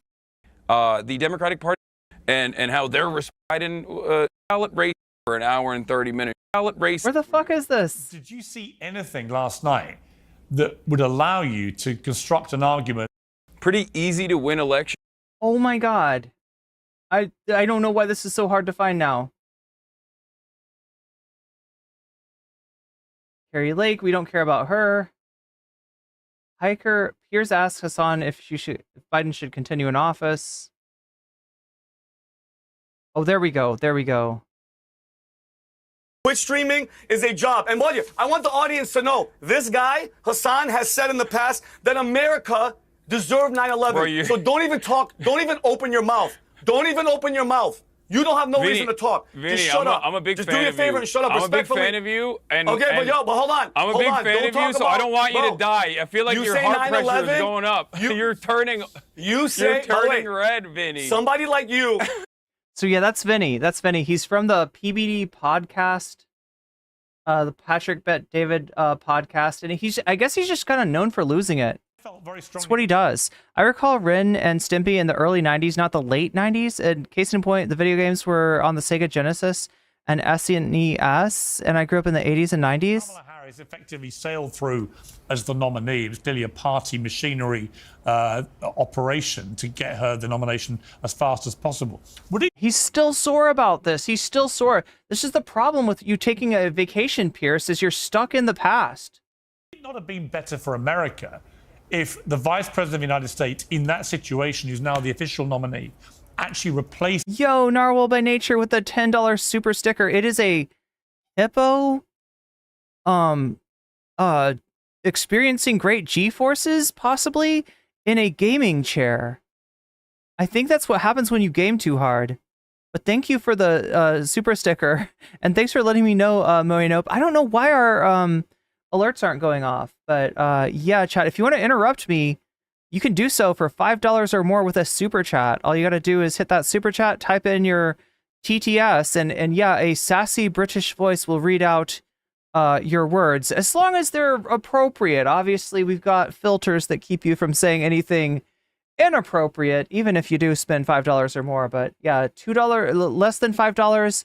I'll read those at the end of the segment. But if it's anything $5 or more, it'll literally interrupt me. So if that's what you want, that's how you do it. But thank you, Narwhal by Nature, for that super sticker. Joe Biden as president of the United States. It's very, very odd. Is this the mainstream or is this Twitch? This is the short stream. As a non-American who loves the country, has a home there, I was there for several weeks in August, to see endless pictures of Joe Biden on the beach and Kamala Harris meeting world leaders, it's very odd. It's strange. It doesn't seem to make any sense. Do you think it's right and proper what we're seeing now?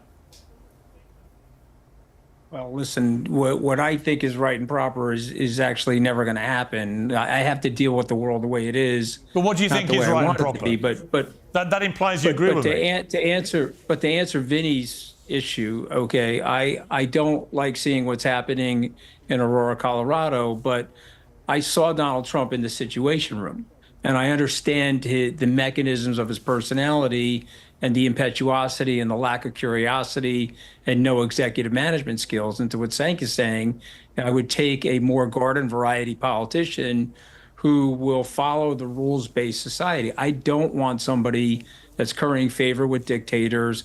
I don't want somebody that's going to roll back NATO.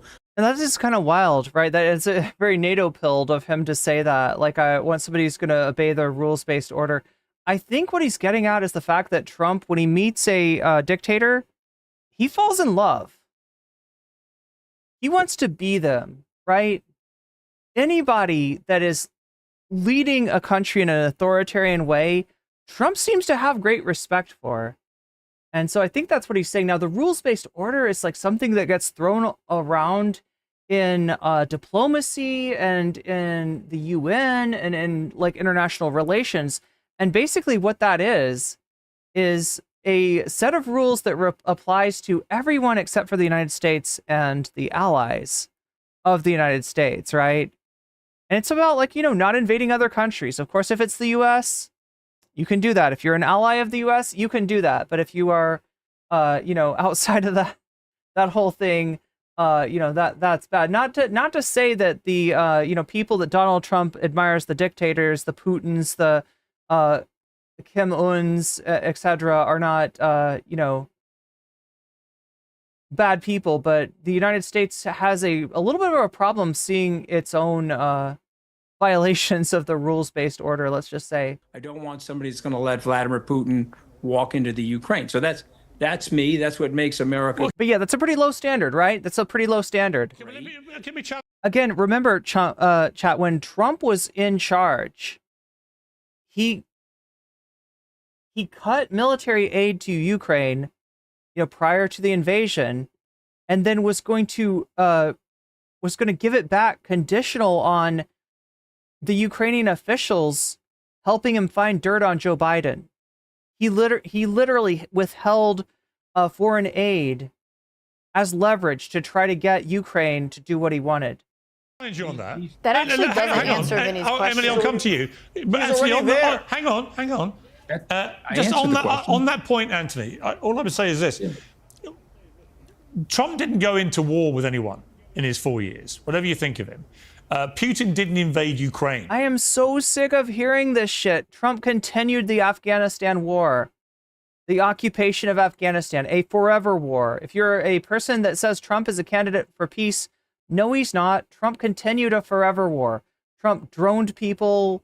Trump attacked officials in other militaries. Trump basically conducted acts of war on other nations that were kind of lucky not to be in war with.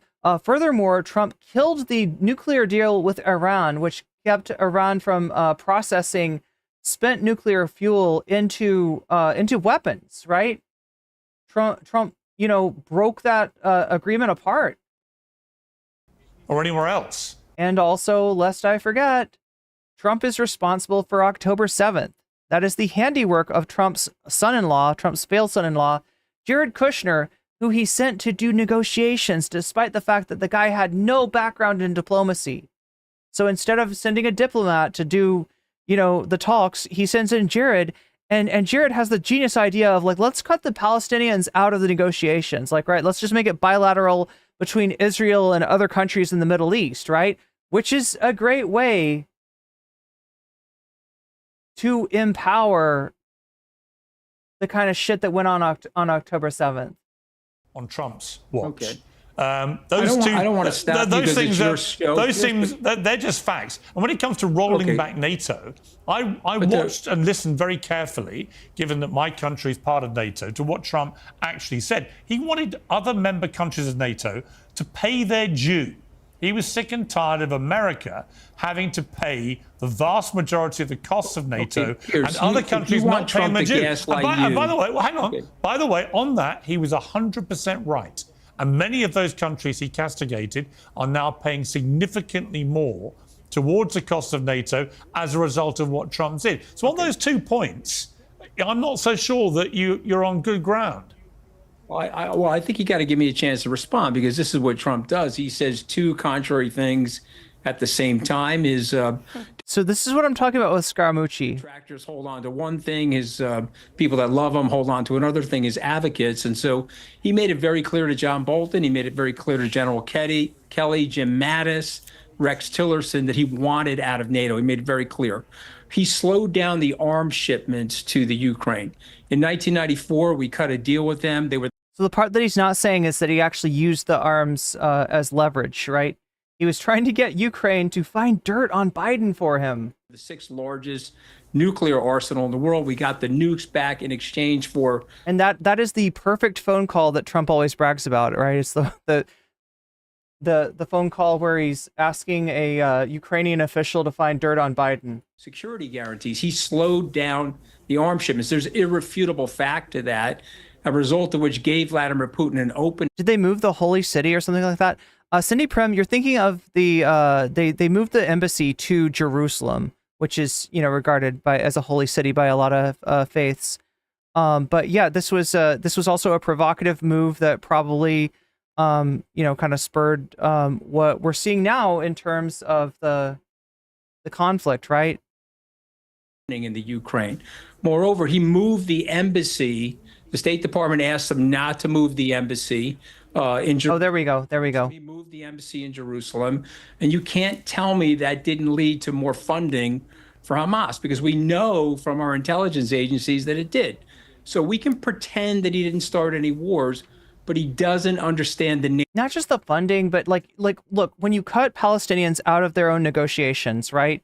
You make a resistance group, a violent resistance group, more popular, right? People see that there's no way forward with negotiations, which is what, if you want peace in the fucking Middle East, that's what you should want to happen. But you're disincentivizing negotiations because you're showing that, yeah, Palestine, you're just going to get cut out of negotiations, right?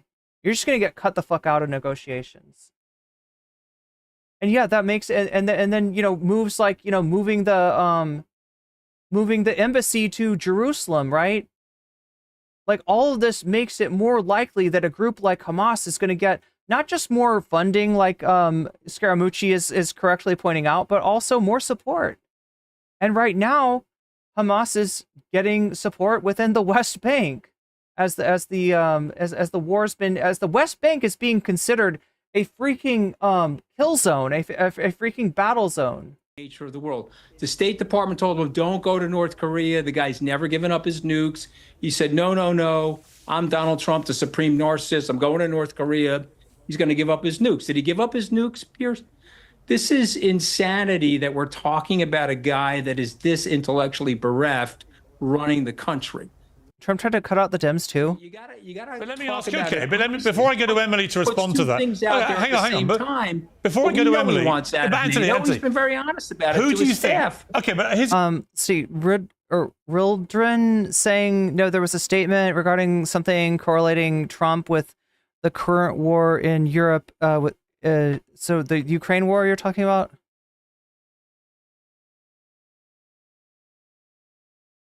Again, chat, if you want to get, I've got a lot of chat coming at me right now, so if you want to get your question read for sure, you can do it for $5 or more with a super chat and get TTS, get a sassy British voice to read out your question to me.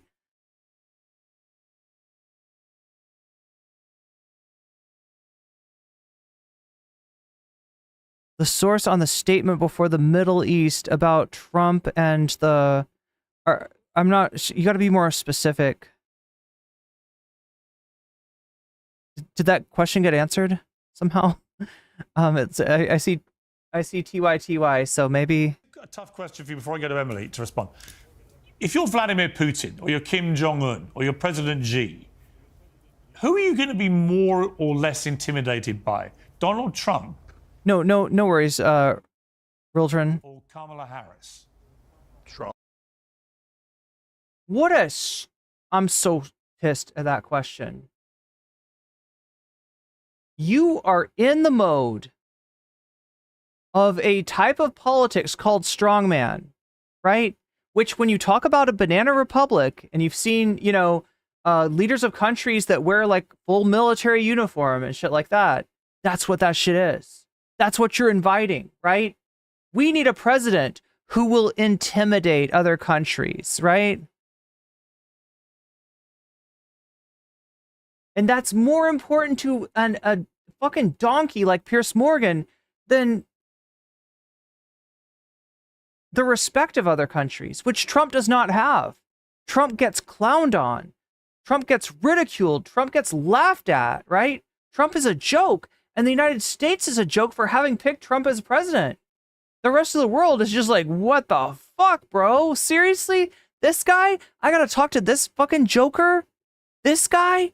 This is your president? Holy fucking shit. But you're like, no, but they're really afraid of him. Yeah, in the same way as you're afraid that, like, a fucking madman with a nuclear football is gonna maybe blow up the world. It's not you're afraid of his intellect. It's not that you're afraid of his aptitude. It's not that you're afraid of his diplomatic skill. It's you're afraid that he's fucking unhinged and he's got too much power. That's the only kind of fear that Trump inspires. There's no question Kamala Harris. It's not even close because he wants to be them. He praises them. He solicits them. He wants to do strongman politics, and jackasses like Piers Morgan are sitting here enabling that shit. He tells Putin from a microphone like this. Can you imagine that? Trump with a full set of medals, right? Trump starts wearing a military uniform, and he awards himself medals. He's got like, the generals have 5 stars, 6 stars or whatever, and he's got 12 stars. He's like, yes, I'm the most important person. I'm the commander-in-chief. Go ahead and invade the countries that are not spending 2% on NATO. You heard him say that. It's not. See, yeah. So now look. The United States should spend less on military and should spend more on a social safety net. Should spend more on its citizens, right? That's what a lot of countries in Europe, particularly Scandinavia, which have traditionally done. And there is a certain degree of free ridership, I guess, in NATO in terms of that there's a thought that the United States has got this.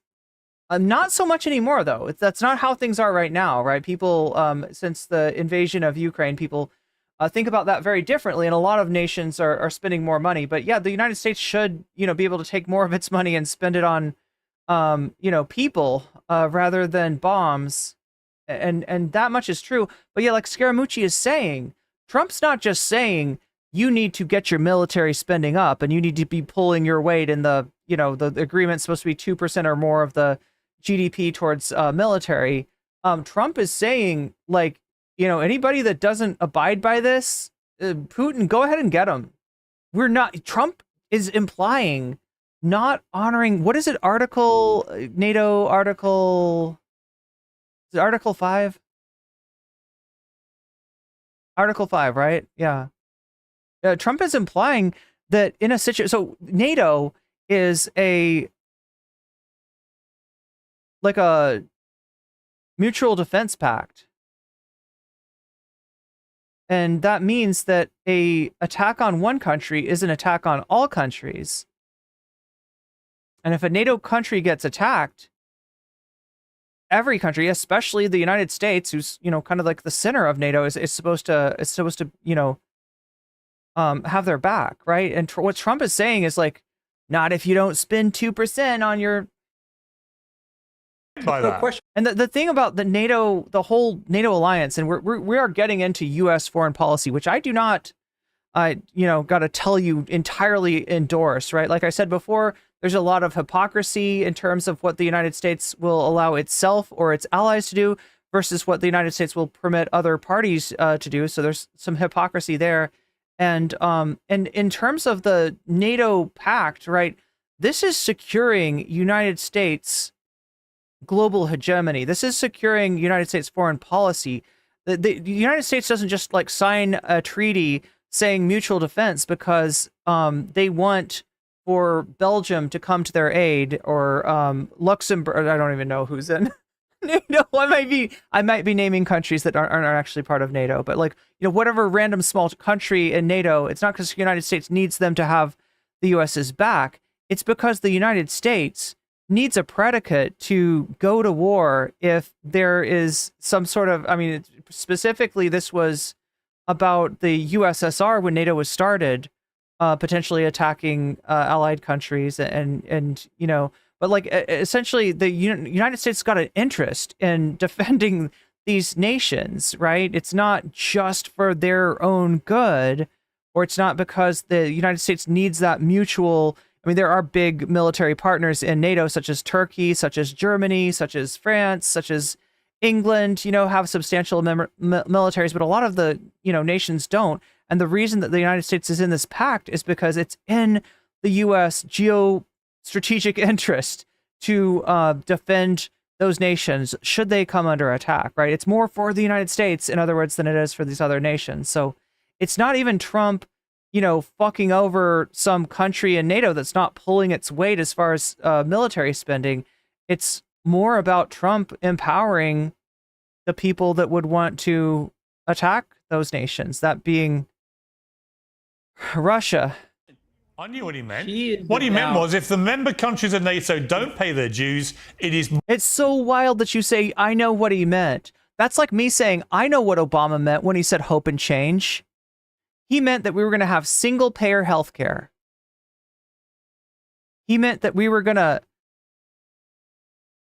get control over the big banks and make a rule that stands ironclad that says, too big to fail, too big to exist, right? I could have told you, the younger version of me would have told you what Obama meant when he said hope and change. But in the truth of the matter, he didn't mean those things. He didn't want to do those things. He had no interest in those things. I read that shit into what he said because it's what I wanted to see. And you are reading into what Trump says, what you want to see, that enables you to continue to be friends with this man, as Piers is, apparently, gets phone calls from Trump and stuff like that, to be friends with him. And I would say to support him on your show. I would say that that's what you're doing on your show. If you don't have that, if you don't have the ability to believe that this is not like a shakedown, that this is not like this is not a promise that Trump will let Putin do whatever he wants to a country that's not holding that 2% of GDP, pay rate on defense, then you're wish casting. You are imagining what he means. You are reading stuff into it. He didn't say that, Piers. He didn't say that, right?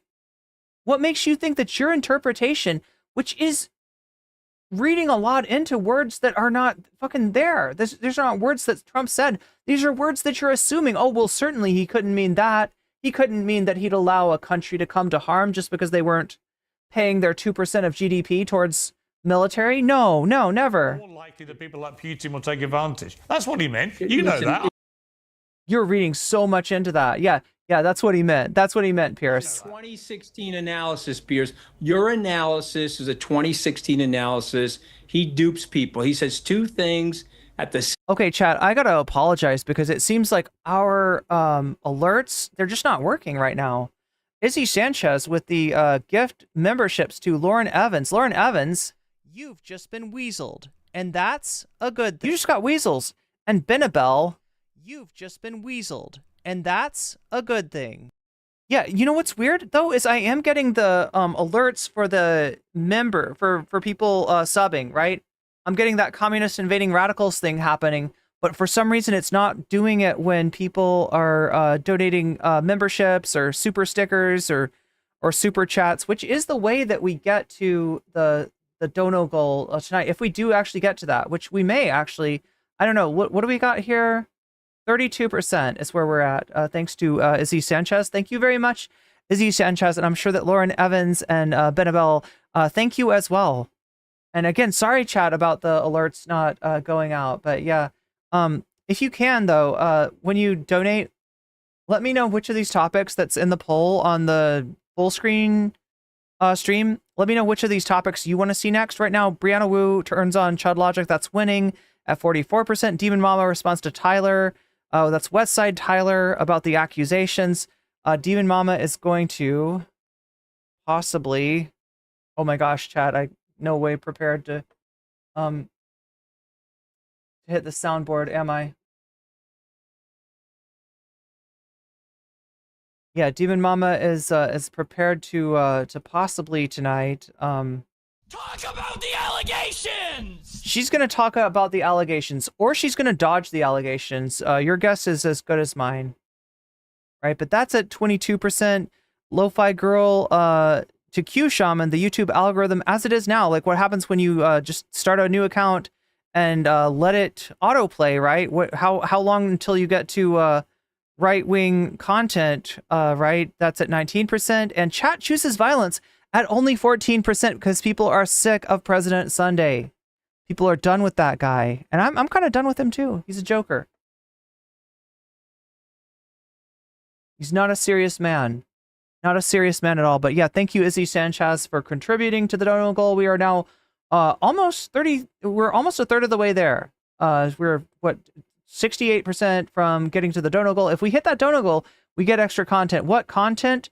The content that you're voting for right now. Hopefully, if you're voting in the full scale stream, if not, you can go check it out and cast your vote. You can also, when you donate, let me know which of these topics you want to see next, and I will be happy to put your money where your mouth is, whether it be super chat, super sticker, membership, gifted membership, sub on Twitch, a Twitch Prime sub, that's a thing, or a gifted sub, or gifted bits. Any of those kind of things get us closer to the donor goal, and they also get you what you want potentially in terms of the... In fact, I feel like I've got a lot of people that have donated and have not.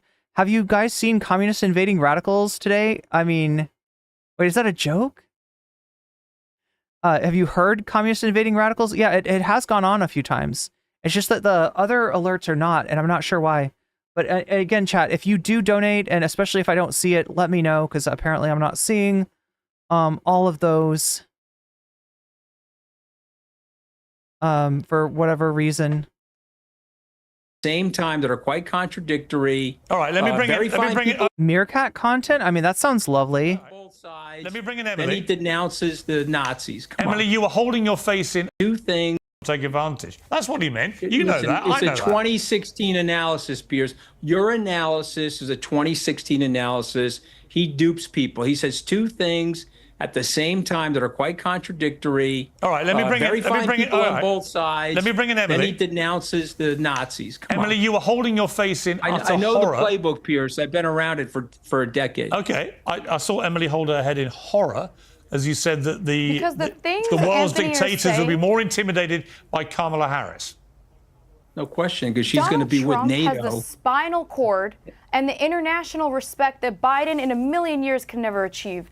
Donald Trump had every world leader afraid of him. They He laugh just at said, him, Anthony, Emily. that Donald Trump should not, excuse me, let me speak. You just said Donald Trump should not. Look, having world leaders be afraid of you for being unstable is different than having world leaders respect you and not try to take advantage of you. What makes you think that people would not try to take advantage of Donald Trump? It's very easy to do. Apparently, all you got to do is say good things about the guy. All you got to do is fillet his fucking ego, and you can pretty much get what you want from him. He will say nice things about you too. If you're Kim Jong-un, if you're Vladimir Putin, right? That's all you got to do, and it doesn't matter how fucking autocratic you are, because that is goals for him. He wishes he was the strongman dictator that you are, right? Donald Trump is so fucking easy to manipulate. Why would anybody be scared of him? Have gone to North Korea. Other than just being afraid that he's gonna do something rash.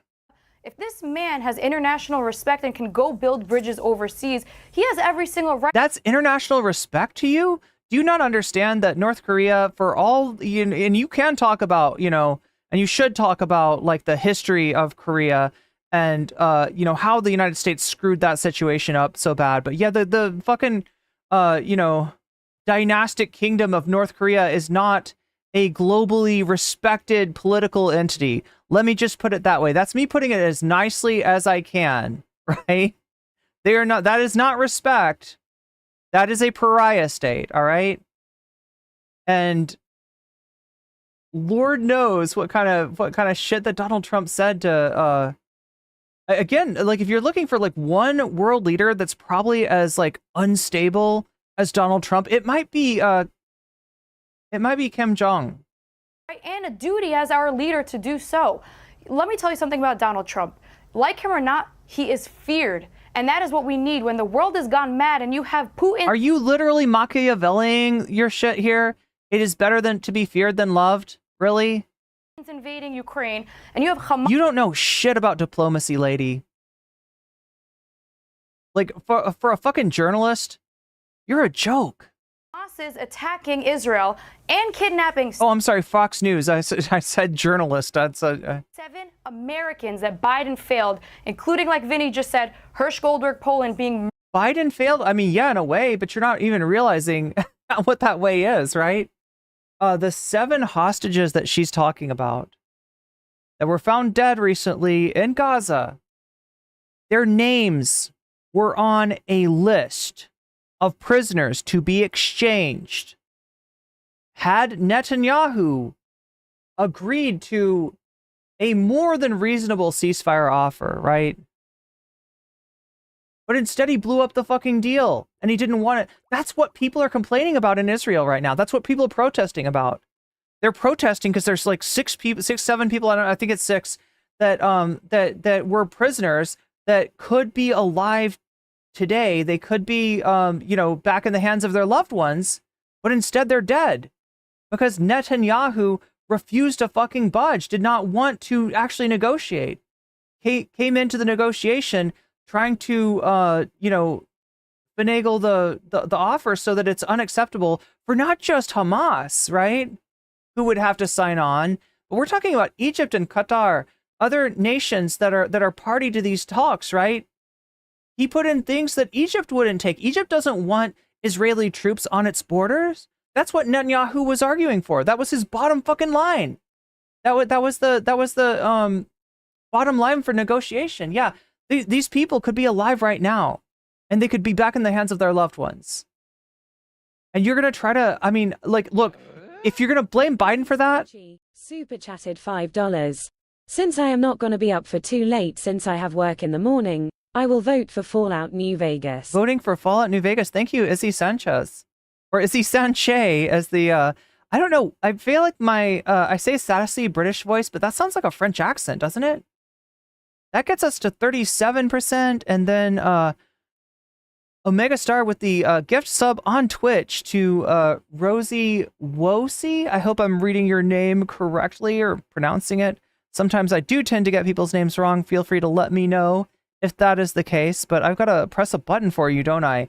Rosie Wosi, you've just been weaseled, and that's a good thing. You just got weaseled, and the dono goal goes up to 43%. Wait, okay, so that 5%, oh God, 43%. I just put it back to 6%. 43%, there we go. And Fallout New Vegas is getting 5 more, that's 139. And Omega Star chooses violins. Violins are chosen. There's 6 there. I feel like there's a few of your donos that I haven't gotten. Feel free to let me know if you've donated and I haven't added your donation to one of these things. Because, yeah, when you donate, you can let me know either in the super chat itself or afterwards. In the case of other kind of donations, let me know where you want, which of these topics that's in the poll on the full screen chat, which of these topics you want to see next as bonus content. And you will actually increase the polling number of that item. You will actually potentially help your favorite choice, your favorite topic win that way. Now you have wiggly weasels. Yes, you do. Murdered with Hamas posting a video, and what is Biden's response? Netanyahu didn't do enough. Biden's only response should have been Hamas. I mean, look, Biden didn't do enough to pressure Netanyahu. All right. They're both responsible. But I don't know what she's thinking. That if Biden had said, yeah, Netanyahu, just go and fucking murder people. Just murder everybody. That they would have somehow got those hostages back? No, no. That is how you get 0 hostages back, right? That is essentially saying that you choose vengeance. You wanna escalate the conflict, potentially with Iran, right? And you're okay with seeing all those hostages killed. That's what Netanyahu said. And I would say that Biden is responsible for that, but in the sense, not that he wasn't permissive enough of Netanyahu, but he's way too permissive, right? Biden's actually got leverage. Biden is supplying Netanyahu weapons. And if those weapons were to be conditioned on some sort of ceasefire, you would see a ceasefire signed. Will pay the price. Biden should have been more present, not on a beach using Hirsch's poor parents. Okay, I am so sorry, but every president goes on vacation in the summer. I have never, during my lifetime, seen a president not go on vacation. Be like, you know what? There's important things going on, and I'm going to stay at my desk. I'm going to stay at the Resolute desk. I'm going to do my job. No, that doesn't fucking happen. Look at Trump. He was on the golf course like every single day. How much did Trump golf?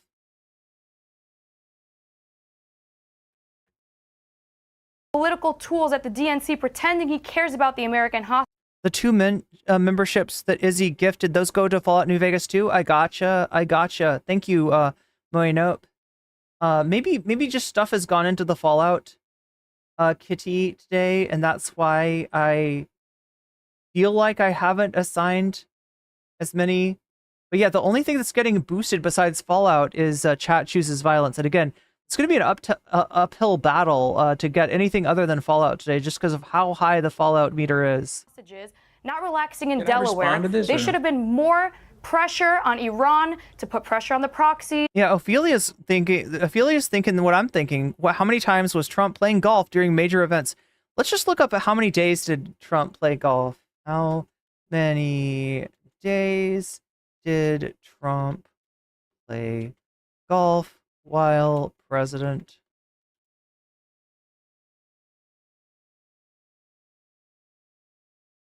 Okay. Trump visited a Trump Organization property on 428, nearly 1 in 3 of his 1,461 days in presidency. Estimated to have played 261 rounds of golf, 1 every 5.6 days. So there's a lot of golf. And this is a guy that complained about Obama playing golf too often. This is a guy that said that Obama played golf too much. President Donald Trump has spent 307 days, almost a full year, golfing during his presidency. A year, 1/4, or nearly 1/4, right, of Donald Trump's presidency was spent fucking golfing. During the same period, Barack Obama played 105 rounds of golf.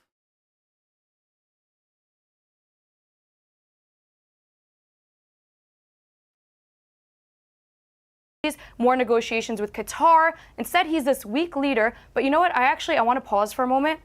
I'm blaming Joe Biden. I actually want to criticize the puppeteers that are controlling him, because I genuinely believe he has one foot in the grave.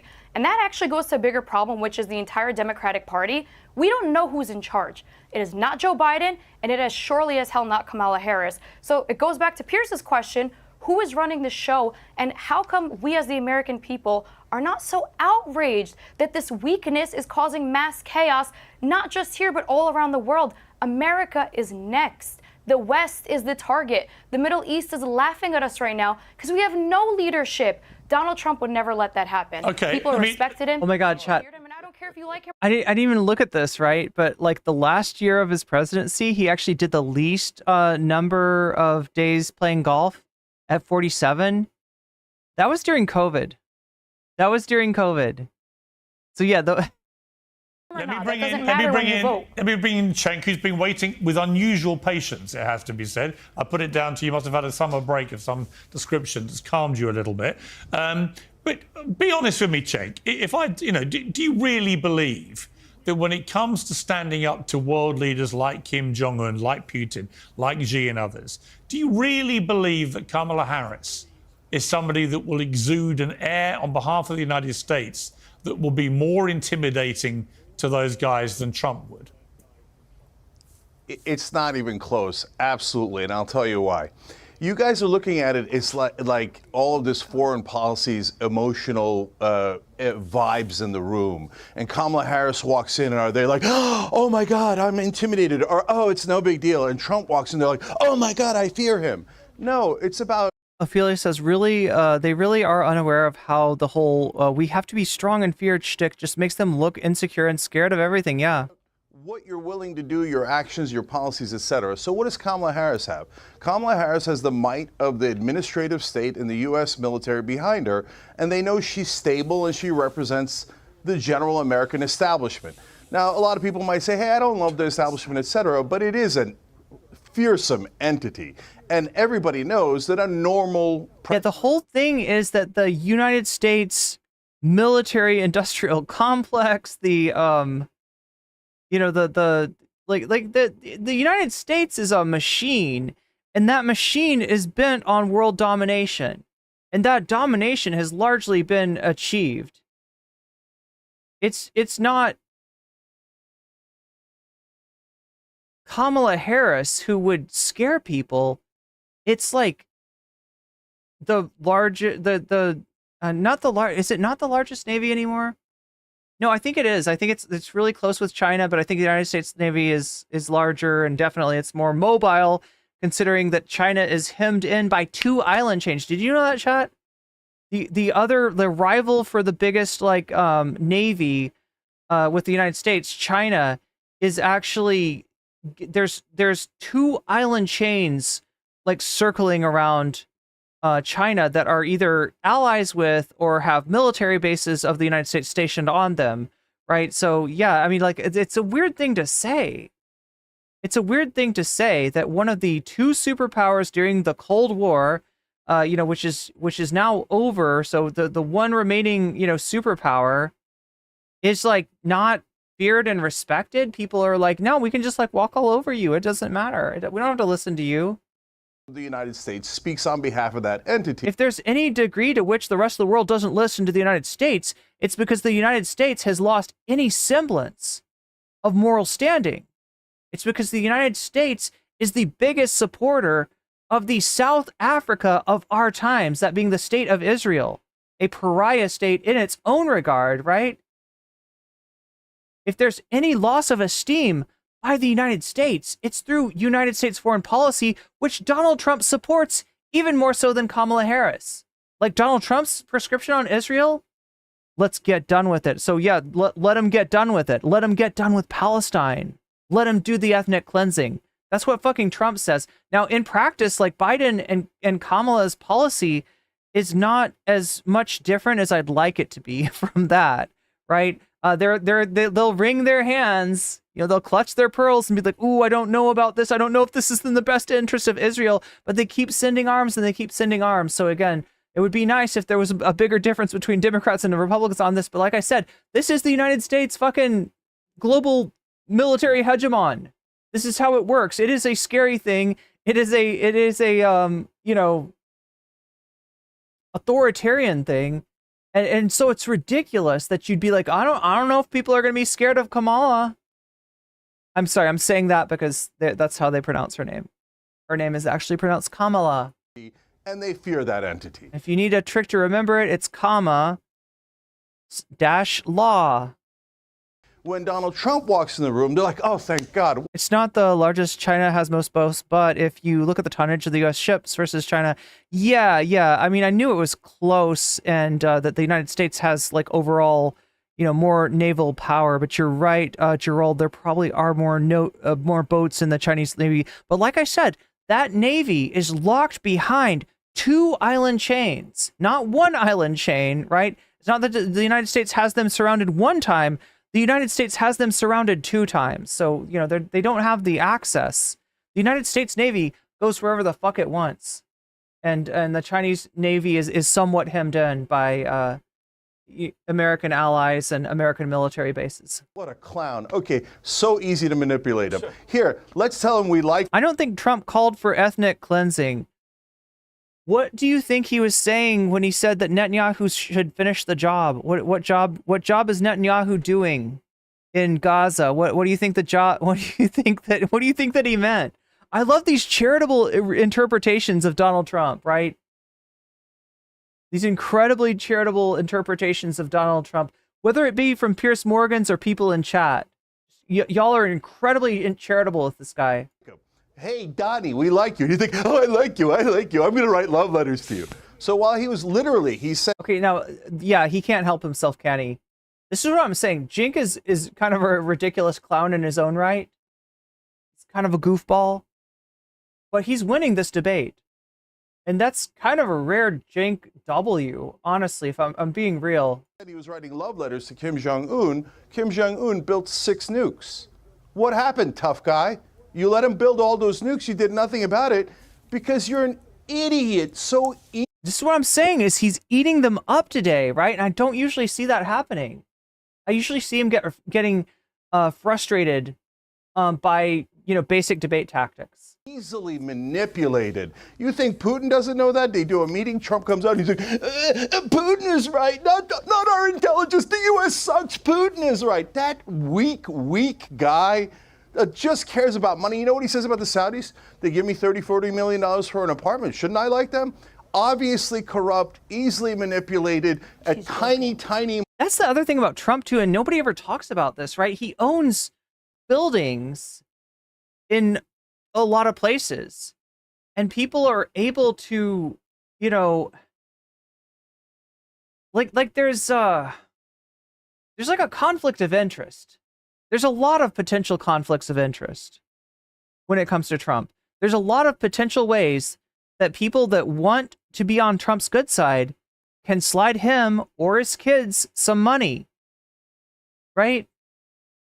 That's the other level on which Trump is, you know, sort of unstable or unpredictable, right? It's or maybe too predictable, right? Because he needs money. He needs money so bad right now, right? He's taking money that was meant for the campaign and he's using it to pay off his lawyers, to pay off his legal bills, right? Trump needs money. That's why he's ripping off his fans yet again. He's selling NFTs now. He's selling Bibles. Before that, he had golden sneakers that he was selling. He's selling like all this junk, all this overpriced junk to his fans out there because he needs money. And if he needs money that bad, you know, who knows what kinds of conflicts of interest this guy has. He's done nothing but encourage our enemies by being so weak and such an obvious narcissist. Do you know how easily I could play that guy if I'm in a room with him? You just go tweak here, tweak there, and he's discombobulated, right? And if you're not going to do it by flattery, which is the easiest thing in the world, you just get under his skin a little bit. Hey, your hair doesn't look good. Oh, what? I'm going to attack you. Come on, this guy's a fool. Look, all of you know it. All of you know it. That's why you're spending all your time about, oh, look at Kamala Harris. She's a slightly normal politician. Ooh, that's so scary. I mean, Shane McInnes, we know what you're doing when you're saying illegals. You're trying to imply that we're talking about criminals here. And you're talking about a population that commits crime, did you know this? At a lower rate than U.S. citizens, right? So when immigrants come in, undocumented or otherwise, that's the word I think you're looking for, undocumented, right? They actually lower the United States, like, crime rate, right? By their presence, by being there. They lower the crime rate because they commit crimes less, not more. You're talking about people, a lot of people that are here to work and to send money back to their home, right? People in fucked up situations, many of those situations due to U.S. foreign policy. Case in point, Venezuela, which has had sanctions slapped on it thanks to Donald Trump, thanks to Trump's attempt to coup their government, which when it failed, Trump placed sanctions on them And those sanctions have made that country immiserated. They have produced like hyperinflation in Venezuela. So yeah, people go to this country, they try to work, and they try to send money back, right? These are the people you're demonizing. People that are trying to feed their fucking family. And this is why Trump sucks. Because there's suckers out there like shit, like whatever the fuck your name is.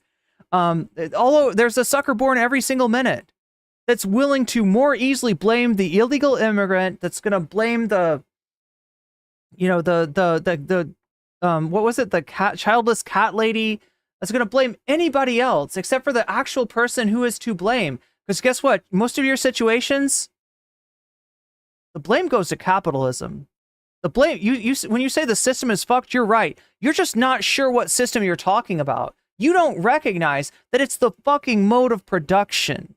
You don't recognize that we are living in an economic system that has been, that has come out of slavery, straight up slavery, into feudalism, right? And then into capitalism. And the thing that hasn't really changed from back when, the mode of production was slavery is the exploitation. Now, I wouldn't compare, what we experience under capitalism, certainly not to like chattel slavery. It's substantially different, and I would say substantially better, but it is a system of exploitation. That's how it works. That's what oils the gears. Your surplus labor, the value that you create for your employer above that which you're getting paid, because yeah, guess what? You're producing more value than you're getting paid for. That's what makes it work. That's what makes the world go. That's the money that makes the world go round. It's your money. And all these yachts that these millionaires and billionaires have, that is the labor of yourself and your ancestors. It's not the work of the rich's hand, because the rich don't do any work. You got problems, and they are serious problems. And there are no easy solutions for these problems. But they don't come from immigrants. So please stop being divided. And please stop attacking each other. And please understand that the undocumented worker sending money back to their home fucking country, that's your brother, that's your sister. That's somebody in the same situation as you. All right? The only difference is they're getting exploited a little bit harder based on, imperialism, based on the United States foreign policy, right? They got that to deal with, and capitalist exploitation. Just please try to have some compassion, because these people are not your fucking enemies. These people could be arm in arm with you, all right? If you had some solidarity, and you could fight the real battle together, instead of getting turned against the easy enemy, instead of getting turned against the outsider, instead of having all these invisible enemies that are supposedly destroying the country, right? It's not your country. It's a country that belongs to capital, and it will never be your country until you develop some solidarity and some courage. Come on, Piers, you're going to ignore the fact that the other guy is totally unhinged and the easiest man in the world to manipulate? No, like I think, listen, we've talked about Trump a lot. I've known, as Anthony and others, I've known Trump nearly 20 years, right? I've spoken to him many times, interviewed him 40 times. I know Trump very, very well. Good, bad, and ugly. And I think he has equal measures of all three of those things. But I think that your characterization of him is almost, it's cartoonesque. Left and right do bad shit. I mean, Andrew Wick, with all due respect, what we're looking at is right and right. What we're looking at is two different arms of the same system of exploitation. One that's willing to throw us breadcrumbs, and yeah, those are much needed breadcrumbs. And the other one that wants to grind us into fucking dust. The other one that wants to replace us with machines and let us starve to death, right? you haven't seen left politics, because left politics have been banned since the Cold War. And in a way that plays He into is a Trump. cartoon character. Well, maybe, but it plays into Trump's hands when you over-demonize him. You know, when I hear the left in America just ranting away about Trump morning, noon, and night, I think you're missing, you're playing him the wrong way. Piers, he is that bad. He is that bad. You're Piers, actively I want to covering. meet Cenk in the Piers, middle. you know what is? Hold on. One more thing. You guys, you know what you sound like? You sound like Democrats that were saying that Joe Biden is young and dynamic behind the scenes. Guys, we have eyes and ears. We can see Donald Trump. Yeah, the biggest problem with the Democratic Party is it's too damn much like the Republican Party. And that's not by accident either. The Democratic Party has been scared of its own shadow since the 70s. And they have looked to the new world of politics with easier access for money, with easier access for lobbying, with easier access for, you know, money to interest to finance elections.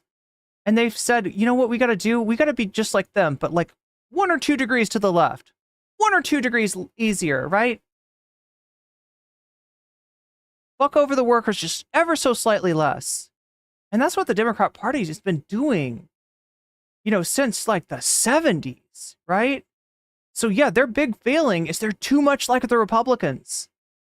Trump. He's an unhinged madman. The only reason you don't think so is because you're so biased that you're like, oh, it's normal to terminate the Constitution or try to murder your vice before, I want to come to president. Vinny. That's not normal. Hang on. I want to come to Vinny. What I want to say once again, Cenk. Is the Democrat Party not left enough? You're talking about a party that cast itself in the image of Ronald Reagan. Fuck yeah, it's not left enough. You shouldn't misconstrue the fact I've known Trump a long time and say I see the good, bad, and ugly in him. You should never misconstrue this for me saying that Americans should vote for him or that I would vote. It's neoliberal, which does not mean left, right? From any of those things, you seem incapable of assessing the stuff that comes out of my. It's pro-capital. Do you not understand this? In an accurate way. You want to portray me as a die-hard MAGA Republican. I'm not. People in England listening to this would laugh their heads off. Yeah, will I take like fucking half a loaf of bread compared to nothing? Oh, fuck yeah. Like, I mean, that's the sad thing, is that voting does affect shit. And there are situations where they're lesser of two evils. I think the key is to not let yourself become a cheerleader, not let yourself get made into a cheerleader for the team that, you know, is slightly less bad. Because that, in the end, that's all they are. They're slightly less bad. And look, that could change, but it's not going to change by itself. It's not going to change without finding the leverage that we have as workers and utilizing that leverage to make all of our situations better instead of attacking fucking immigrants. Come on. How gullible are you? They've got you fighting each other. I was editor of the Daily Mirror newspaper for 10 years. Huh?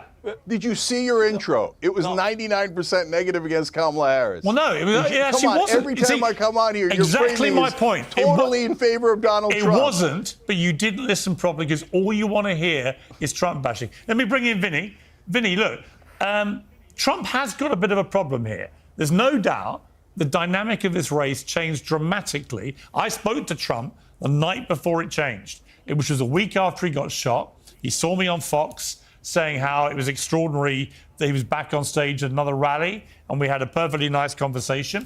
And I said to him, I reckon you've got this election sewn up now because of this assassination attempt. And he went, let me tell you, if I've learned one thing about... Yeah, this is the kind of conversation that Piers has with Trump. Last 3 weeks. He is the very definition of a dick rider. 4 months is a very long time.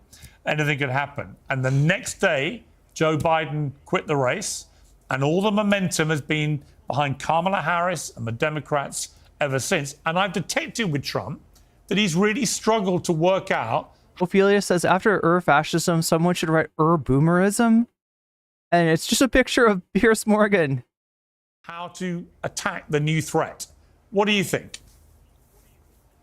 Well, I mean, and Cenk made a good point. That establishment, the problem is the establishment. and Donald Trump, and I don't care how angry, you know, how much hate Anthony has. It's so weird that people see a billionaire, right? A guy with a silver spoon in his mouth, right? A guy that's never had to work a day in his life, a guy that's like, you know, managed like several, you know, businesses, most of which have gone bankrupt, and only ever succeeded as a reality star. Not because of what he is, not because of his capabilities, not because of anything like that, but because of who he is. Because of the money that he fucking comes from. For him, because I mean, Anthony was fired, after 10 days, you know, it sounds like a bitter ex-employee. Cenk has Trump derangement syndrome. I mean, maybe so, I don't know. I don't know what Scaramucci's deal is, right? I would suspect that he's one of these old school Republicans, right? So the kind of agreement, the handshake between Republicans and the Democrats at the end of the 20th century going into the beginning of the 21st century was one of neoliberalism. That was the agreement. This is the end of history. Capitalism has triumphed over communism. And, you know, let's let, you know, free trade and global capitalism reign. That was the agreement, right? So I think that Scaramucci is one of these kind of Republicans. Now, Trump people are going to hate me for saying this. He's still a fucking neoliberal, but he mixes in just like some paleo shit of like, you know, he wants tariffs. He wants to abolish income taxes, which sounds great. Like I would love to not have to pay taxes or do my taxes. But replace that with unbelievable tariffs that would very likely wreck the world's economy, and that would definitely raise the price of it, raise the expense to an average. So in other words, paying for the goods and services with those tariffs that Trump would apply would actually cost you like $4,000 more a year than what you're paying in taxes. It's a way for them to lower taxes on the wealthy and raise taxes on workers without explicitly saying that, because it's not a tax. Listen to Trump. If you ask it, he's like, it's not a tax. It's a tariff. I'm taxing China. I'm taxing China. I'm not taxing you. But yeah, what is the net result of that? Your expenses, your costs go up. Your costs go up. And he never fucking gets blamed for that, right? Why did we have global inflation? The answer is COVID, right? The answer is that we've just gone through an unprecedented, like once in 100 years, public health crisis that strained supply chains and you know, needed to be remedied with things like the stimulus, right? The one good policy Trump has passed was giving Americans money while they could not work. But the consequences of those policies are inflation. You're going to have inflation. Now, I would argue that there's not much you could do, but I know that it's been made worse by having leadership at the top like Trump's. I know that whatever we just went through, it was made worse by having somebody that kept insisting, oh no, the pandemic will be over next month. Oh, it's just going to go away. It's going to go away. It'll go away by April. It'll be gone. You won't have to worry about it anymore. Say that maybe you could cure it with bleach or by shining the sun up your ass or a million other ways that don't fucking work, right? When you have a jester as the president during a major fucking calamity, that makes the situation worse. And I don't want to give Trump another chance to fuck up another crisis, because you know that he will, right? He was like marginally okay. I mean, you know, things weren't great. He didn't get anything passed. He didn't even do stuff that he said he wanted to do. He didn't do infrastructure week. He didn't actually do the wall. But he did get, you know, tax cuts for the wealthy. And you know, it raised the deficit, but it didn't cause like a huge calamity. It was okay until it was surprisingly okay. You know, the economy was okay. The situation, well, I shouldn't say that, because in so many ways it wasn't okay. But what I mean, chat, is where the danger of Trump really shined was not so much on year 1, year 2, year 3. It was 2020. It was when the crisis actually hit. Like, having that guy in charge, you really saw the results of that. And I happen to think that things would not have been quite so bad. They you know, like I said, unprecedented health crisis. They wouldn't have been quite so bad if we had had competent leadership, which we did not have. So yeah, there is a real cost for voting for that reality star or that rock star or anybody else who doesn't know what the fuck that they're doing. And is either going to be putty in the hands of their handlers, people that are manipulating them, or it's going to just completely wreck things in an irrevocable kind of way. Whether you like it or not, brother, they hate him. People like you don't understand. Everybody is tired of that BS rhetoric. It's one man going against the... You don't know the half of it, brother. You don't know the half of it, Vinny. Everybody is tired. But they're tired of Trump's bullshit. And like, 8 years of it is enough. All right? And I say that because, you know, yeah, he was president for 4 years, but he's been around. He's been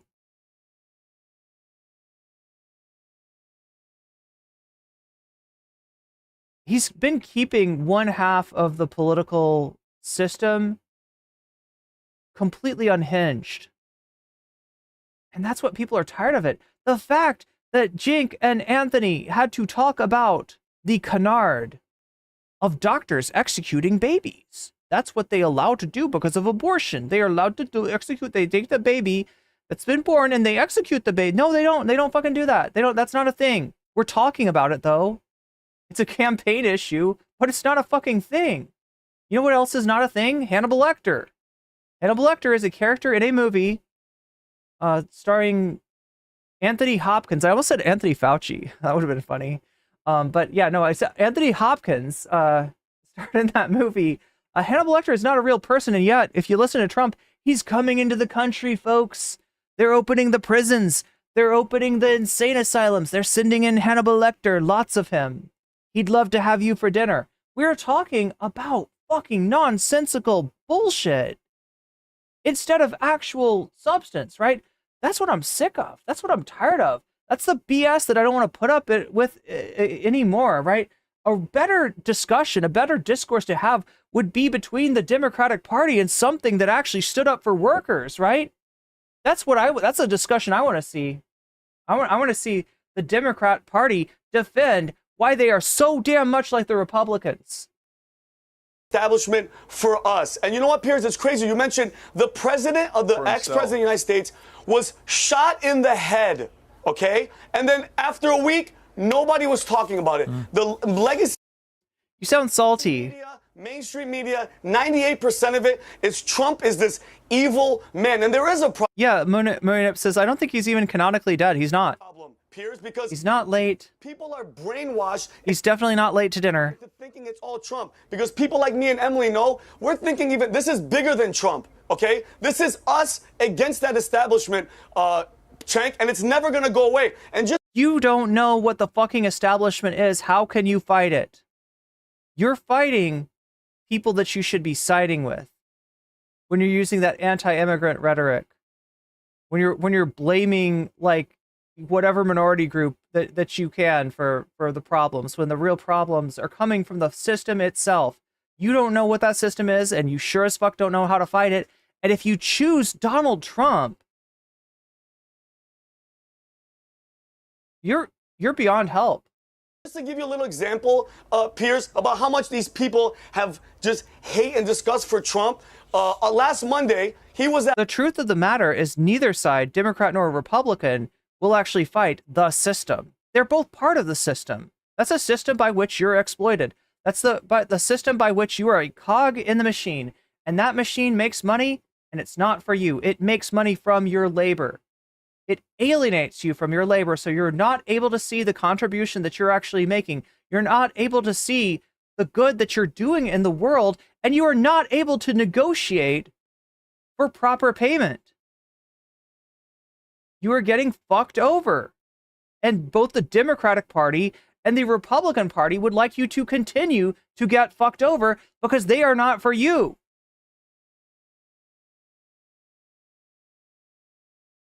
They are for the people that own the companies. At Arlington National Cemetery, okay, he was invited by Gold Star families, families of soldiers who were murdered in Afghanistan in 2000. Do you really want to bring up Trump and Gold Star families again? Somebody Google that. They invited him. They wanted photos. Guess what the media said? He's taking it. This is a campaign ploy and all this BS. You know who else was invited? Joe Biden was invited. Kamala Harris was invited, and none of them showed up. Biden was on the beach trying to use his cell phone, and Kamala was in her freaking God knows how many $1 million mansion. They're just complaining now, right? What he's complaining about now is Trump's latest debacle, his latest PR debacle, where he was seen taking a photograph over a grave of a soldier and giving the thumbs up sign. Let me see if I can find the reference. Grave.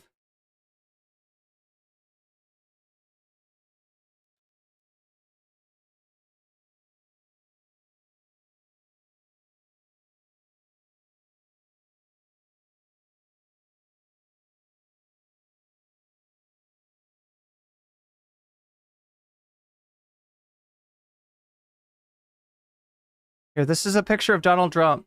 Donald Trump. This is Donald Trump at Arlington National Cemetery. Oh, I'm sorry, that's Barron. Sorry, I got them mixed up sometimes. No, but yeah, I mean, like that. This is the latest. This is the latest like Trump failure, and he's trying to complain about it. He's trying to like, no, that was actually a good thing. That was actually a good thing to use fallen troops as a campaign commercial. That's actually a good thing. That was a good thing that Trump was doing there. He did it because he cares about the troops so much. The same people that he called suckers and losers, he cares about them so much. Okay, guys, stop. Like, Cenk, this whole Trump talk, we're done with it, okay? And if they didn't cheat. Buddy, we're done with you. If they didn't cheat, I know we're going to get into Zuckerberg. Oh, we're going to go back to the 2020. We're going to relitigate the 2020 election. Are we going to stop the steal, Vinny? If they didn't cheat, you guys would be done with him in November. But that system, that same establishment, we're just tired of it. We're tired of that system. And you're right, Piers. Their families thought it was good is all that mattered. Jake Snacks, do you even know which family you're talking about? Because the families of the people in the gravestones of Trump's fucking epic picture where he's thumbsing up, right? Those people didn't want to be part of that. He went to part of the cemetery he wasn't supposed to do. Right? That's Section 60. You're supposed to stay the fuck out of there, especially with a camera. And Trump didn't fucking listen. Instead, his goons like threatened the workers at Arlington Cemetery. No, there's people with gravestones in Trump's pictures that said specifically they did not want that. They did not want Donald Trump standing on the fucking corpses of their family members. I'm sorry, sir, you are mistaken. You are mistaken. I hate to Willy Wonka you, but you get nothing. There's a problem because when 98% of the media is he's Hitler, he's this, he's evil. You just accused Kamala Harris of being Hitler for saying joy. For saying joy in her campaign. Yeah, you know who else said joy in his campaign? Hitler. You can't do this. You fucked yourself up, Vinny. You fucked yourself up. And like I said before, if you're looking for somebody that has something similar to Hitler's policies, to Hitler's program in their campaign, it's not the candidate that's talking about hope and joy. It's the candidate that's talking about scapegoating people and blaming all of our problems on them and mass fucking deportations. That shit sounds a lot more like Hitler to me. But then again, I guess it's because I know history. What else? FBI. Instead of this human beat. He's gonna use the FBI as the Gestapo. Are you freaking nuts? Oh my God, you are sounding like you are freaking nuts. The FBI's been used as a Gestapo for the past 7 years against Donald Trump. Okay? And if it can happen to him, I'm worried about the future of the Republican Party. He's so fucking naive. He's so fucking naive. Yeah, the FBI has been used to silence dissent for, you know, against civil rights people, right? And That's the real talk of the time. see, here's the problem. It's not that he's wrong that the system's fucked up and that we should oppose the system, we should overthrow the system. This guy just doesn't know what the fuck the system is, or how to oppose it, or how to fight it. He's lacking material analysis, chat. So he's all in his feelings as a result. And as a result, he is cooked. He is actually doing work for the system that he says that he opposes. Let me bring it up. Don't be like this guy. Anthony here. Anthony, if you were running the Democrat campaign right now, you've got a bit of momentum with Kamala Harris, although probably not as much as you might have. A bit of momentum, yeah, I'd say so. In the polling from the convention, which was a coronation, really. But if you, it was really more of a coronation. It was much like my my home country, which has a monarchy. Looking at the key attack lines against Trump, what would they be? Would they be J.D. Vance? Would they be abortion? You know, would you play the women side of Sari says 240 former Trump staffers are involved in Project 2025. J.D. Vance wrote the foreword, but sure, Trump has nothing to do with. That's right. That's right. He has no idea where that came from. this strongly? He's like, I don't know about Project 25. Where do you think he's most vulnerable if you're running a Kamala Harris campaign? Well, I think he's most vulnerable actually on policy, and I think that's. I would say Epstein. I would say that the connection between Donald Trump and Jeffrey Epstein has not been talked about nearly enough. It's going to be her Achilles heel. And if there's anything that's going to change some Trumpies' minds out there, if there's anything that's going to make them think twice about voting for Trump, it's the fact that the shit that they've, you know, shouted about for years and years and years in terms of Pizzagate is something, the real life version of which Donald Trump seems to have been involved in.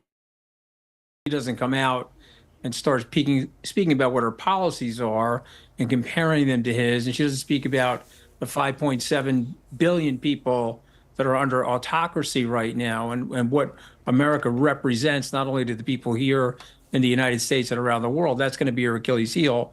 But I just want to just briefly address what Vinny is saying. I don't hate Donald Trump. I was loyal to him. I got fired. Yeah, for the record, chat, Donald Trump, like,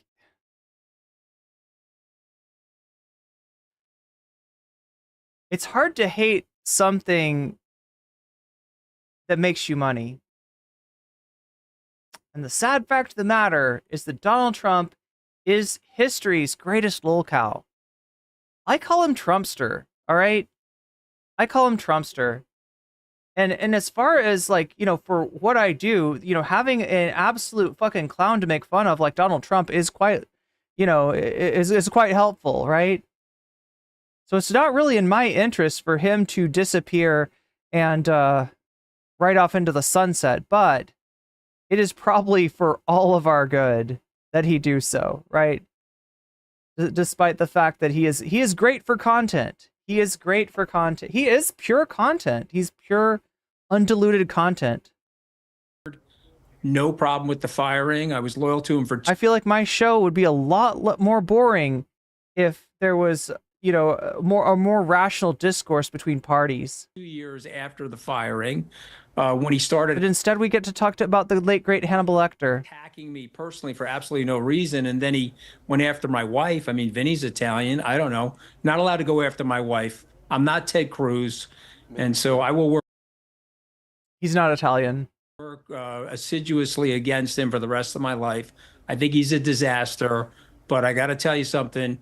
One in chat if you thought Vinny was Italian. 2 years after my firing, I was loyal to the guy. You can go look at the tape. So I'm not a disgruntled employee. I see it for what it exactly is. I understand his. Aw, Cindy Prem, that's really sweet of you. You'd still watch. Systemic danger to the world. And I will sit here and advocate for anybody other than him. And if you guys put up Ron DeSantis, he'd probably be up 50 points. Like, chat, I actually feel really weird about Donald Trump, right? See if we can find this. There's Rudy Giuliani farting.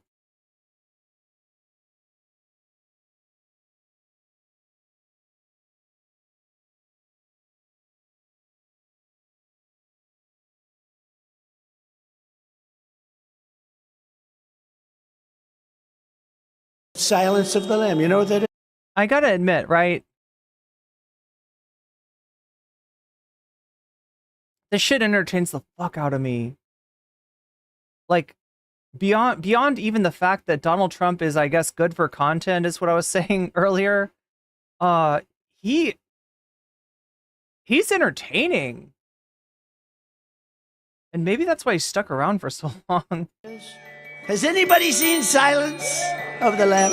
Anybody see Silence of the Lamb? Silence of the Lamb. Silence of the Lambs. That's Hannibal Lecter. Did you ever hear of Hannibal Lecter? Hannibal Lecter. Did anybody ever hear of Hannibal Lecter? Hannibal Lecter. Anybody ever heard of the wonderful Hannibal Lecter? Hannibal. That's Hannibal Lecter. Anybody ever hear of that nice gentleman? Fine gentleman named Hannibal Lecter. Did anyone ever hear of the late great Hannibal Lecter? The late great Hannibal Lecter.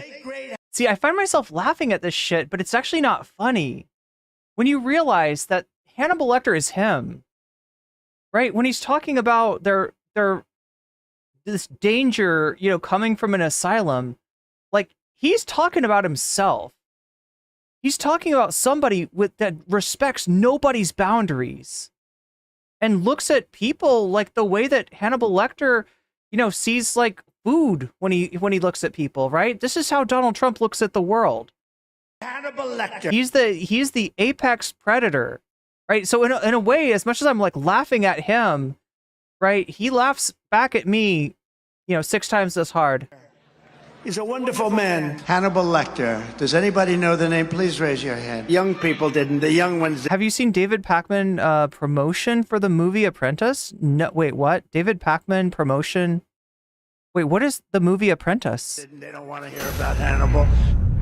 Yeah, the little kids are like, I don't know what he's talking about. Hannibal Lecter was. My parents just brought me here. They gave me this sign. An insane asylum is Silence of the Lambs. Insane asylums, I say that's Silence of the Lambs. In their mental institutions. An insane asylum. See, like, there's a little piece of me that like resonates with this guy because, like, I mean, I'm impulsive too.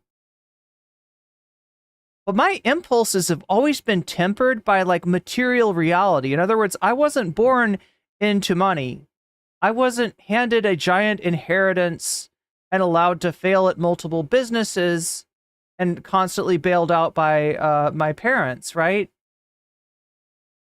But I do have that impulsive thing that he's got where he's like, oh, you know, I should probably say Hannibal Lecter. Let me tell him about the late great Hannibal Lecter. Like, I don't know. I like make a lot of suspect jokes just to try them out and see if they're funny. And I end up just like annoying my friends half of the time. They're like, that's not really funny. That's not as funny as you think it is, right? So like, I understand the impulsiveness that he shows, but again, this is like somebody with that like lack of impulse control that's never had any sort of reason to have to control himself. Is a mental institution on steroids. Silence of the Lamb. Has anyone ever seen a Silence of the Lamb? Silence of the Lamb. That's Hannibal Lecter. Silence of the Lamb, singular. You ever hear of Hannibal Lecter? The legend. Is he on Univision talking about Hannibal Lecter? Hannibal Lecter. Lamb the Sham, right? Lamb the Sham. Lamb the Sham. Insane asylums. That's where Silence of the Lamb happens to be.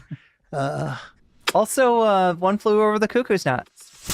That's insane asylum. You know, an insane asylum, that's Silence of the Lamb type, okay? Insane asylums. That's Silence of the Lamb stuff. Silence of the Lamb stuff. Silence of the Lamb stuff. Silence of the Lamb stuff. That's big stuff. Silence of the Lamb stuff. That's serious stuff. Silence of the Lamb stuff, you know? It's Silence of the Lambs. Hannibal Lecter. Anybody? Do you see what I mean? He is Hannibal Lecter. That's what you have to understand about this man.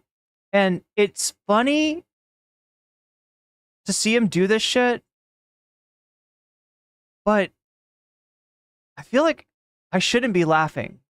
I feel like it's too dangerous to be laughing because he's like 100% serious about this, right? This is a little peek into like the way that he looks at the world. Ever hear of Hannibal Lecter? He thinks he's smarter than everybody. He thinks he's better than everybody. And he thinks that everybody there is, you know, everybody in the world is just like there for his personal enrichment and amusement and manipulation. And look at this. Look at this. Look at all these people. Look at all these victims presenting themselves. Yeah, you'd like to have you for dinner. He'd like to have you for dinner, and he'd especially like to have you for dinner, right? This is He was a nice fellow. actually not funny. But that's what's coming into our country right now. Hannibal Lecter is coming in, lots of them. Congratulations, the late, great Hannibal Lecter. Hannibal Lecter. How good an actor was he? How good an actor was he? Did he play a good role, right? Hannibal Lecter, how great an actor was he? You know why I like him? Because he said on television, on one of the, I love Donald Trump, so I love him. I love him. It makes sense. It makes sense. Just like Kim Jong, just like Putin. Look, I don't care who you are. Somebody says something good about you, you love them. I love him. You are him. If you're watching television and somebody's on it, they say nice things about you, you tend to like them. Hannibal Lecter. I mean, look, he relates to you. That's why he says nice things. No, in truth, Anthony Hopkins, the actor, never said anything nice about Donald Trump. People speculate that he might be mixing up Anthony Hopkins with Jon Voight. Jon Voight is a Trump supporter, but he doesn't play Hannibal Lecter. But yeah, they're two old guys that were in movies. I guess he just mixes them up. Well, Tony, just really fast. 4 years of Trump. Pissed off Anthony by saying that? Yeah, Anthony was like, what the fuck? Beside personal stuff aside, put that all aside. I get it. Donald Trump is the Oprah of Hannibal Lecters. You get a body, and you get a body. I understand. 4 years. You get a Chianti, and you get a Chianti. Okay? And then this 4 years. I like Hannibal's better that cross the Alps. Biden and the Democratic Party. I put all your feelings aside. And by the way, I'm Assyrian. I'm Middle Eastern, but I do look Italian. Thank you. He's mixing them up. Yeah, this is yeah, so yeah, he's not Italian. 4 years of Trump, 4 years of this Democratic rule. Be honest with yourself and be honest with our viewers. Who would you vote for? You would want this past 4 years than Trump's 4 years? Are you kidding? Anthony, put all that personal stuff aside. Come on, man.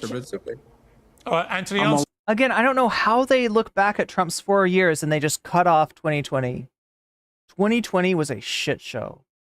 And it was worse because of Donald Trump.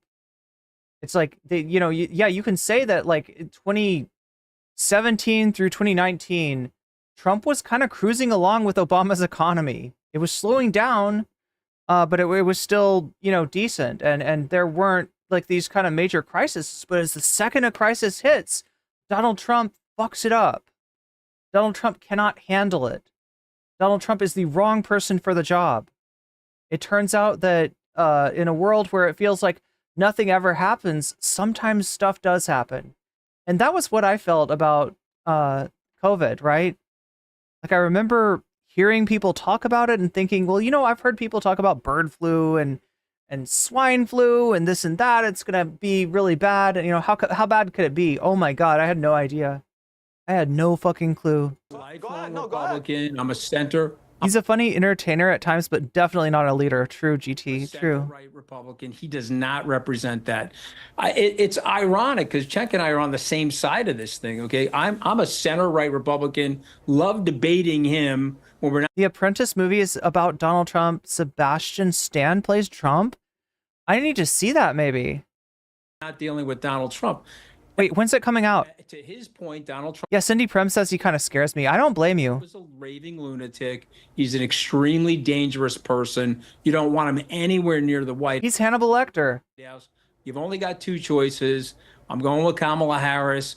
If you guys want to put up Ron DeSantis or Nikki Haley in 2028, I'll return to my party and I'll do anything I can to help them. You're gonna vote for Puddin' Ron? I'm not helping this guy. The problem with Ron is if you don't like Trump, you really shouldn't like Ron, because Ron DeSantis like modeled himself in the image of Donald Trump. In fact, that was his appeal. He was trying to be more Trumpy than Trump, right? He's Trump if he was a straight up like, COVID denialist. Because I know how dangerous he is. I know how bad he is. And just to point out, because you guys were talking about North Korea and he has the right to go to North Korea, actually, we had a 60-year established policy to curb it. All he did was give the North Korean dictator propaganda reels to play inside and outside of his country for the last 5 or 6 years. Okay. So, Vin, I hear you. But I'm going to tell you something, Vin. I'm just looking at you, man. He's going after your wife on Twitter. I don't see you as Ted Cruz. And by the way, I'm not Ted Cruz. Okay, I'm an Italian kid from Long Island. Wait. He's going after your wife on Twitter. Now, he went after Scaramucci's wife, right? Did he go after Vinny's wife? D. Satan is almost more legislatively effective. Yeah, he's a competent Trump. Well, except that he doesn't have charisma. The lucky thing about Ron DeSantis is the guy's got zero riz. He's got negative riz. Don't go after my wife on Twitter after I gave you $1 million of cash and hundreds of hours of media advocacy. No way, no how. Okay. And I will be Fortunately, this him into the election is not ground about you and until your wife. November 6th. It's just not. Let me bring in Emily. Okay, lovely. Emily, let me tell you something. No, the problem is you that, make again, the there's too election much about what you emotion. want it to There's be. I'll too- make it about what I want it to The be. election is not about happy. Sasha G says, sorry, Ronnie, can't out-Trump the Trump. Yeah, you can't stump the Trump. Joy. This is our security on the. Oh my God, she thinks she's got such a good thing. She's like, I heard about this cartoon called Ren and Stimpy, where they say happy, joy, and then they praise Hitler. No, wait. This is the future of the United States. Vinny posed a very simple question. This is a bizarre election. We've had 4 years. I'm sorry, but you're the one with the bizarro candidate. Of Donald Trump. It's not his first time. He doesn't need to tell us what he's going to do. We've already seen what he's capable of doing. We We've lost seen the 21 million stability in our jobs on his country, watch. the stability in our economy. Well, that was the because Biden pandemic. did so well fix. Oh, I'm sorry. That was the pandemic. So there's a built-in excuse. Come on. This motherfucker thinks that 2017 to 2019, Trump is responsible for, even though that's Obama's economy. Even though he's still running, right? The economy is obviously a lagging indicator of any sort of effect from policy, right? So any effect from policy is an effect from Obama. So, but that's Trump's though. 2017, he goes in there day one. However the economy is, that's because of Trump. Wrong. Fucking bullshit. But 2020, a year where you could maybe make the argument, okay, well, he's 4 years into, like how long is like the effect from the previous president going to last, right? You could say, okay, 4 years, that seems like a long time to last. Let's give him credit for 2020.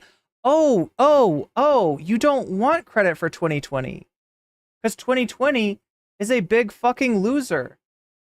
Is a huge loss of jobs. And then the next 4 years are a giant gain of jobs. Fixing that. This is not a joke. Everyone's treating this election like it's Hollywood. Robo Joe, Benny Kelly, are you living in the past? Do you think Joe Biden is running for president?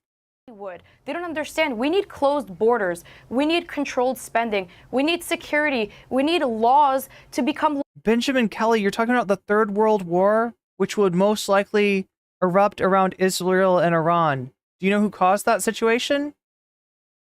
Do you know who sent his son-in-law to negotiate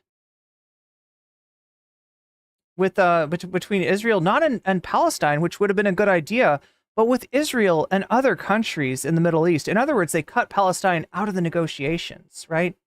And then October 7th happened. I wonder if those two things are related. I wonder if it has anything to do with moving the embassy to Jerusalem. I wonder if that has anything to do with that. Jeez. It's almost like World War III is a conceivable reality, and it's something that's due to Donald Trump's mishandling of diplomacy. Like naming a family member. Can you imagine that? Being named president, and then you name your family member as the top diplomat for something as important as negotiations around Palestine, right? You go the Nepo baby route. You choose your son-in-law, your failed son-in-law. Laws again, this lawlessness going around the country and the crime surge is being tolerated. What's happening on college campuses, what's happening internationally. You guys really sitting here telling me that Kamala Harris... What's happening on college campuses? You mean free speech? Is that what you're against? Is that what you're threatened by? Is going to be respected by international leaders has me laughing out loud. I'm not what you're saying I am, Cenk. I'm not obsessed with Donald Trump, and I do not hate Kamala Harris. I do not believe she's presidential. Somebody please tell me why I'm wrong. Somebody tell me what policies she will instate that will make this country a better place than where Trump had it before Biden was president. Someone answer that simple question. She's a great woman. Then you tell me what policies you think that Trump did that produced this golden age, right? Because there's one policy and there's one policy only that he got passed, and that is tax cuts for millionaires. And the economy, compared to the Obama economy, cooled under Trump, did less well, right? Now, look, if you wanted to be a reasonable person and not try to bullshit me, I might be amenable to an argument like that economic cycles kind of happen on their own and that they're not always the you know, good job numbers, bad job numbers. It's not always due to the policies of a president. But that's already out the window. You've already thrown that away because you're a ridiculous person and you're not worth my time talking to. And like I said, right, I feel like the discussion, the argument that needs to be had is not like me and some Trump sycophant. It's not between Kamala Harris and Mitch McConnell or Mike Johnson, right? I think it's actually a conversation between Kamala Harris and a party that actually cares about American workers and that centers American workers in their policies. A party that's willing to question the imperialist foreign policy practiced by the United States. A party that's willing to look to the root causes of systemic issues like immigrations. Why would somebody want to leave their home? Right? Why would they want to leave their home? There's reasons. There's reasons. Nobody pulls up and fucking like leaves for no reason. And when the reason is because of United States policy, that's a problem that we never should have to deal with in the first place. That's a problem that we can fix through other means. But instead, you want to waste like billions of dollars on some wall? On some wall? You know about Trump's wall? It's falling down, folks. The wall that Trump put up is already breaking. So he just wasted money on fear of the immigrant. And I'm ready for that bullshit to stop. I'm ready to have a real conversation about our future.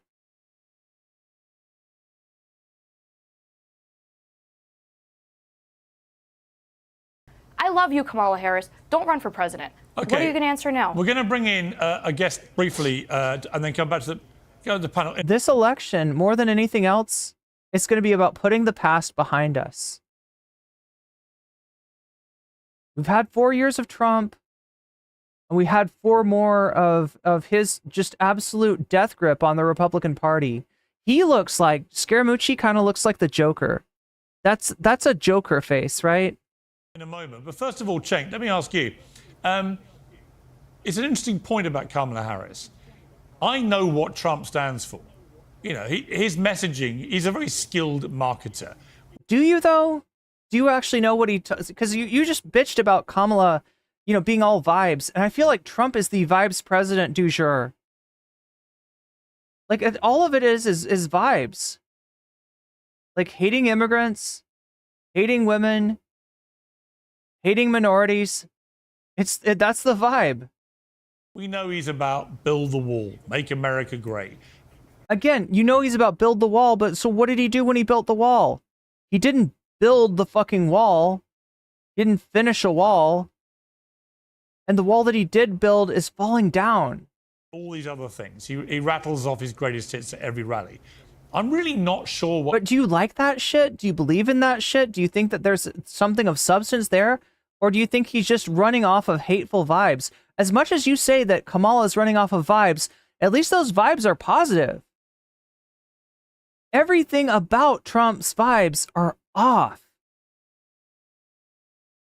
And this country's been off ever since he took office. Kamala Harris stands for. And after that interview with CNN, and it's no fault of Dana Bash, who I used to work with, I've got great respect for her as a journalist. It's not her fault, but Kamala Harris didn't lay out any plan for the country.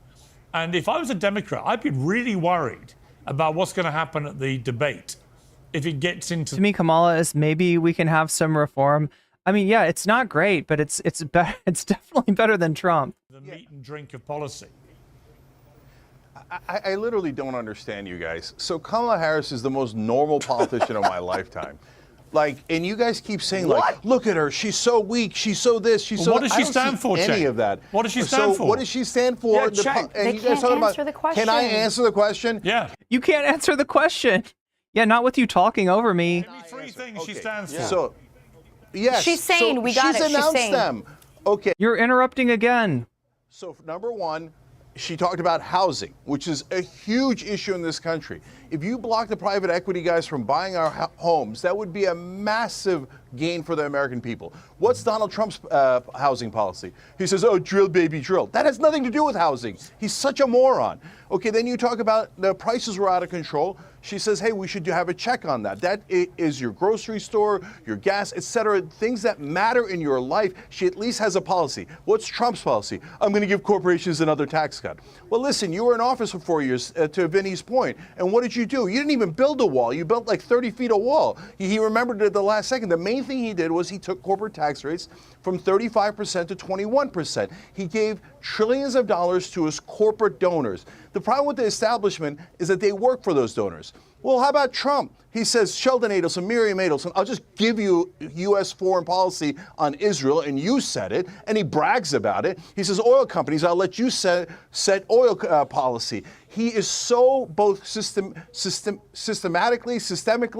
and personally corrupt. He's the worst of all worlds, and Kamala Harris has these policy positions you guys never talk about while you pretend that Trump has policy. Trump's only policy is another corporate tax cut, down to 15%, so they can keep robbing us. Cenk, why can't she sit down one-on-one and have a conversation without another human being next to her to help her out and make her feel comfortable? She doesn't have any policies, Cenk. This is the establishment that you were talking about. They want to keep us like this. Because, Cenk, the average American that doesn't know about politics, that doesn't listen to panels like this, what they're feeling, their gut, their paycheck, their security, the border, all that, they're feeling it, Cenk. They don't give a damn who's in charge. They just know that this past 4 years has been a complete shit show, Cenk. And you're educated. For you to say Kamala Harris has Cenk, either somebody's paying you, because you're smart, Cenk. No, I say it again. Vinny, I respect listen, the hell out of you. Somebody has to be paying people because you don't have no policies on her. Nothing that she's saying is valid or it's going to happen, Cenk. You know They've what? had 4 years to do it. Just to jump in, I actually do think that, as Bill Clinton, I think it was, rightly said, these things usually come down to the economy, these elections. I do think the economy is going to be a massive factor. I think when that debate happens on the 10th, Americans will tune in. God, this is cope. It'll break all records. This is cope. Look, could the debate change the momentum? Sure. But, like, what he's hoping for is just not going to happen. Like, it's as delusional as Rachel Maddow thinking that Robert Mueller is going to come up with some way to, like, get Trump out of office and, like, roll back all of his actions, right? It's just that's not reality. And they'll look at those two candidates and they will ask themselves why. I actually do think that, as Bill Clinton, I think it was, on her. Nothing that she's saying is valid or it's going to happen, Cenk. You know They've what? had 4 years to do it. Just to jump in, I actually do think that, as Bill Clinton, I think it was, rightly said, these things usually come down to the economy. There we go, chat. I do think the economy is going to be a massive factor. I think when that debate happens on the 10th, Americans will tune in huge numbers. I reckon it'll break all records. And they'll look at those two candidates and they will ask themselves, again, if what you were saying is true, then you wouldn't see Biden's numbers are going up, right? Not just Kamala's. I mean, her numbers are going up too, like as far as approval. But you're seeing Biden's numbers go up, like, right? People are not in the same place as they were when you went on vacation. You're bitching about Joe Biden going on vacation. Piers, you missed a lot, and you didn't seem to catch up. You were still on that cope trail of hoping that you can get back to that, pre-Biden dropping out time. But this is a different race now. This is a different campaign. And things are different, and you have not adapted. Let me show you this. I was talking about this before. This is Trump's wall, right? He was president 4 years ago. This is how he built the wall. Like the other things that I saw was people like climbing over it, and I mean, it's a silly thing. It's like a silly thing to begin with, right? And no, before anybody asks, this is not Biden came by and knocked it down or something like that, right? Biden, I guess Trump had appropriated more money to build more wall, and Biden stopped it, but Biden didn't build it. But like, right, this is what he built. It's like everything in his life, it's cheap and it falls apart. Everything this man has ever touched in his life falls apart. And for this, I don't think there's anything of value is lost. Like I said, immigration policy is a lot more complicated than trying to hermetically seal your borders. That's not effective. That's not efficient. And that's ignoring the root causes of why do people immigrate in the first place, right? If the United States wasn't fucking up other countries in the Western Hemisphere, you wouldn't have people that need to leave their fucking homes to try to work in an undocumented situation, a really precarious situation in a racist ass country, and try to send some money home to their family. There's one question. The majority of Americans who are feeling the pinch. Which one is going to be better for my economy, my personal family economy? And I think as things stand... You have to be deluded to think that Trump is going to be better. You have to think that Trump is a really successful businessman, that being a successful businessman, being a rich person, translates to being able to make a country rich, and that the money that is going to go to you then, right? There's a lot of delusional steps in that, like, rotten logic path that you're describing. Unless she can turn that around, Cenk, I say this very respectfully to your position on this, I think that more people at the moment will associate Trump with the economy potentially growing better under him and her. I might be wrong, but I suspect that's what that debate will unravel. And that's why the Democrats need to differentiate themselves more from the Republican Party. They need to make the choice clear. They need to heighten the contradictions. I've got to leave it there. Thank you to my panel. You've all been terrific. I'm joined in the studio now by the polling stats guru and author of the new book, On the Edge, The Art of Taking Anyone want to predict who this is? Risking everything, I'm sorry. Nate Silver, great to see you. Oh, God, I'm sorry. I spoiled it. I was going to have people guess.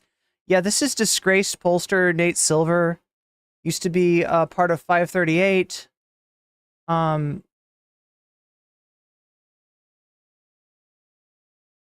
does he look like a tech bro? Is it just me? Is it what he's wearing? I don't know, Chad. I don't know how much longer we should keep going. We are at, let's check and see. Let's take a look really quick. So on the poll, it looks like 42% of you want to see Brianna Wu turns on Chud Logic. 24% of you want to see Demon Mama responds to Westside Tyler. 18% of you want to see Lo-Fi Girl to Q Shaman, the YouTube algorithm as it is today. 15% of you are choosing violence. And let's see, how does that change with the donos? You know, for some reason, all I have is the 6% under chat chooses violence. Again, if there's anybody out there that's donated and I haven't placed your money where your mouth is, let me know and I'll fix that. But it looks like, yeah, Brianna Wu would be winning. It might not matter though. We're at 43% of the dono goal, so it looks like we might miss this one as well. I don't know. Do we want to watch more of the Nate Silver stuff? Hopefully Trump will take his ball and fly to Russia. Well, he said it was going to be Venezuela. He's been talking about Venezuela lately. The way that he talks about Venezuela is as if they are exporting all of their crime and their mental health issues to the United States. And so, like, actually, things are really nice in Venezuela right now. So he's been joking. I don't know if he's joking or if he's serious. He's been talking about moving to Venezuela. Chat, I don't know. If he went to Venezuela, I doubt the Secret Service could ensure his safety, right? I feel like he would be a hated man. This is the guy that put sanctions on Venezuela, and he's talking about moving there. I don't know how serious he is about that. I feel like Russia would be a better bet for him.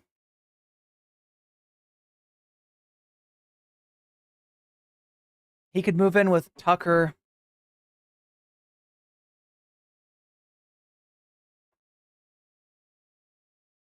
Do Trump supporters really think he's going to do well in the debate? I mean, they're counting on it. Iraq says classic economists think that the boom bust cycle is healthy, but that's capitalism, right? That's inherent to capitalism. That is part of capitalism. And the thing about the boom and bust, right, is it's bad for you if you are a worker. It's bad for you if you don't have very, very much money, or even if you are a company that's not doing that well, right? But if you are a well-capital company, boom and bust doesn't fucking hurt you. So for the people for whom capitalism works best, the boom and bust cycle is not a bug, it's a feature. It's fine. And it gives them a chance to buy up their competition. Absolutely, man. It's been a while. I don't even know. Have we ever met in person? I've interviewed you many times. CNN back in the day, 10, 12 years ago. Yeah, chat, we're kind of running out of time as far as the dono goal goes. I will say, though, we're only 57% from getting there. So if anybody... right now, it looks like Fallout New Vegas would actually be pretty hard to beat. Like I said, Brianna Wu's winning in terms of the poll, but that Fallout number has gotten so high at this point that probably the next time that we hit the dono goal, it's going to be Fallout. And then what'll happen after that is 100 points will fall away from Fallout, right? So it'll go back to 45. And that's how it'll work, is when the dono goal gets hit, whatever is overall at the highest is going to win. And Fallout's at a disadvantage because you can't vote for it. But when it gets this, the difference is Fallout accumulates points. And it's accumulated a lot of points at this point. So yeah, I would love to play some more Fallout, but it may or may not happen tonight. That is all up to you, Chad, if you want to see some action in New Vegas. Oh, yeah, I remember that stuff. Yeah. I remember interviewing a lot. You were normally so busy you couldn't come in. You've written this great book, The Art of Risking Everything on the Edge. And I'll come to that in a moment. But first of all, you're the founder of 5830, one of the great polling companies in the world, particularly for American politics. What did he say? I think he said 5831. He means 538. Where are we now with this election, do you think? If you had the election today, then Harris would have a slight edge. But A, the election's not today, and B, we have to remember the Electoral College. She is up right It sounds like you're coping. now by 3.5. See, the thing is, I feel like he made some weird prediction way back where he was like, basically Trump's going to win. And, I mean, like, he knows that things change. But yeah, he's saying that if the election were today, Kamala would win, but he thinks it'll be different. Points or so in national polls. There's been about a 2.5 point gap, though, 3-point gap between the popular vote and the Electoral College. So she'd probably have to win by 3.5. Ooh. So he's still on this logic that he's still on 2016 logic. I don't know if this is necessarily true anymore, right? There's an assumption that he's making that was maybe true in 2016, that the Democrats need to win not just by like a majority, but that they need to that essentially like Democrats only win the Electoral College if they get like 3 more points in the popular vote. The thing about it is it's kind of random. It's kind of, there's RNG there, right? So can you lose the Electoral College and win the popular vote? Absolutely. You can do that. But what he's making an assumption of is that it's essentially he's like saying that the Electoral College like gives the Republicans like a buff. And maybe that was true in 2016. I'm not sure. In fact, I know that he doesn't have like the information to say it's true now. Have to be safe in the Electoral College. Secondly, it could also go the other way. He may be on a little bit of a sugar high after the convention, after the VP picks. See, so now we already established that she's not getting much of a bump from the convention. And indeed, in the past few conventions, the bump that like traditionally happens has been a lot less than it has in the past. Trump didn't get much of a bump either, right? The convention bump is kind of overrated at this point, but he thinks that she's what, getting, she's riding high on a sugar rush from the everything else. So our model has the November outcome basically 50-50, despite the fact that she's ahead by a small amount today. Is it always around 50-50 now in America? In other words, is it going to come down, as always, to 40, 50, 60,000 votes? We are so polarized, we're not going to have elections like you have in the UK, where you have big swings between Labour and Tories. If 90% of people are locked in already. I mean, we saw when Biden was 82 years old, trying to run for president until he was 86, and like plainly unable to execute, he still was only 4 points behind Trump. Right. And look, if you had a Nikki Haley, it might be a wider margin still. But the party label is all that matters for the large majority of American voters.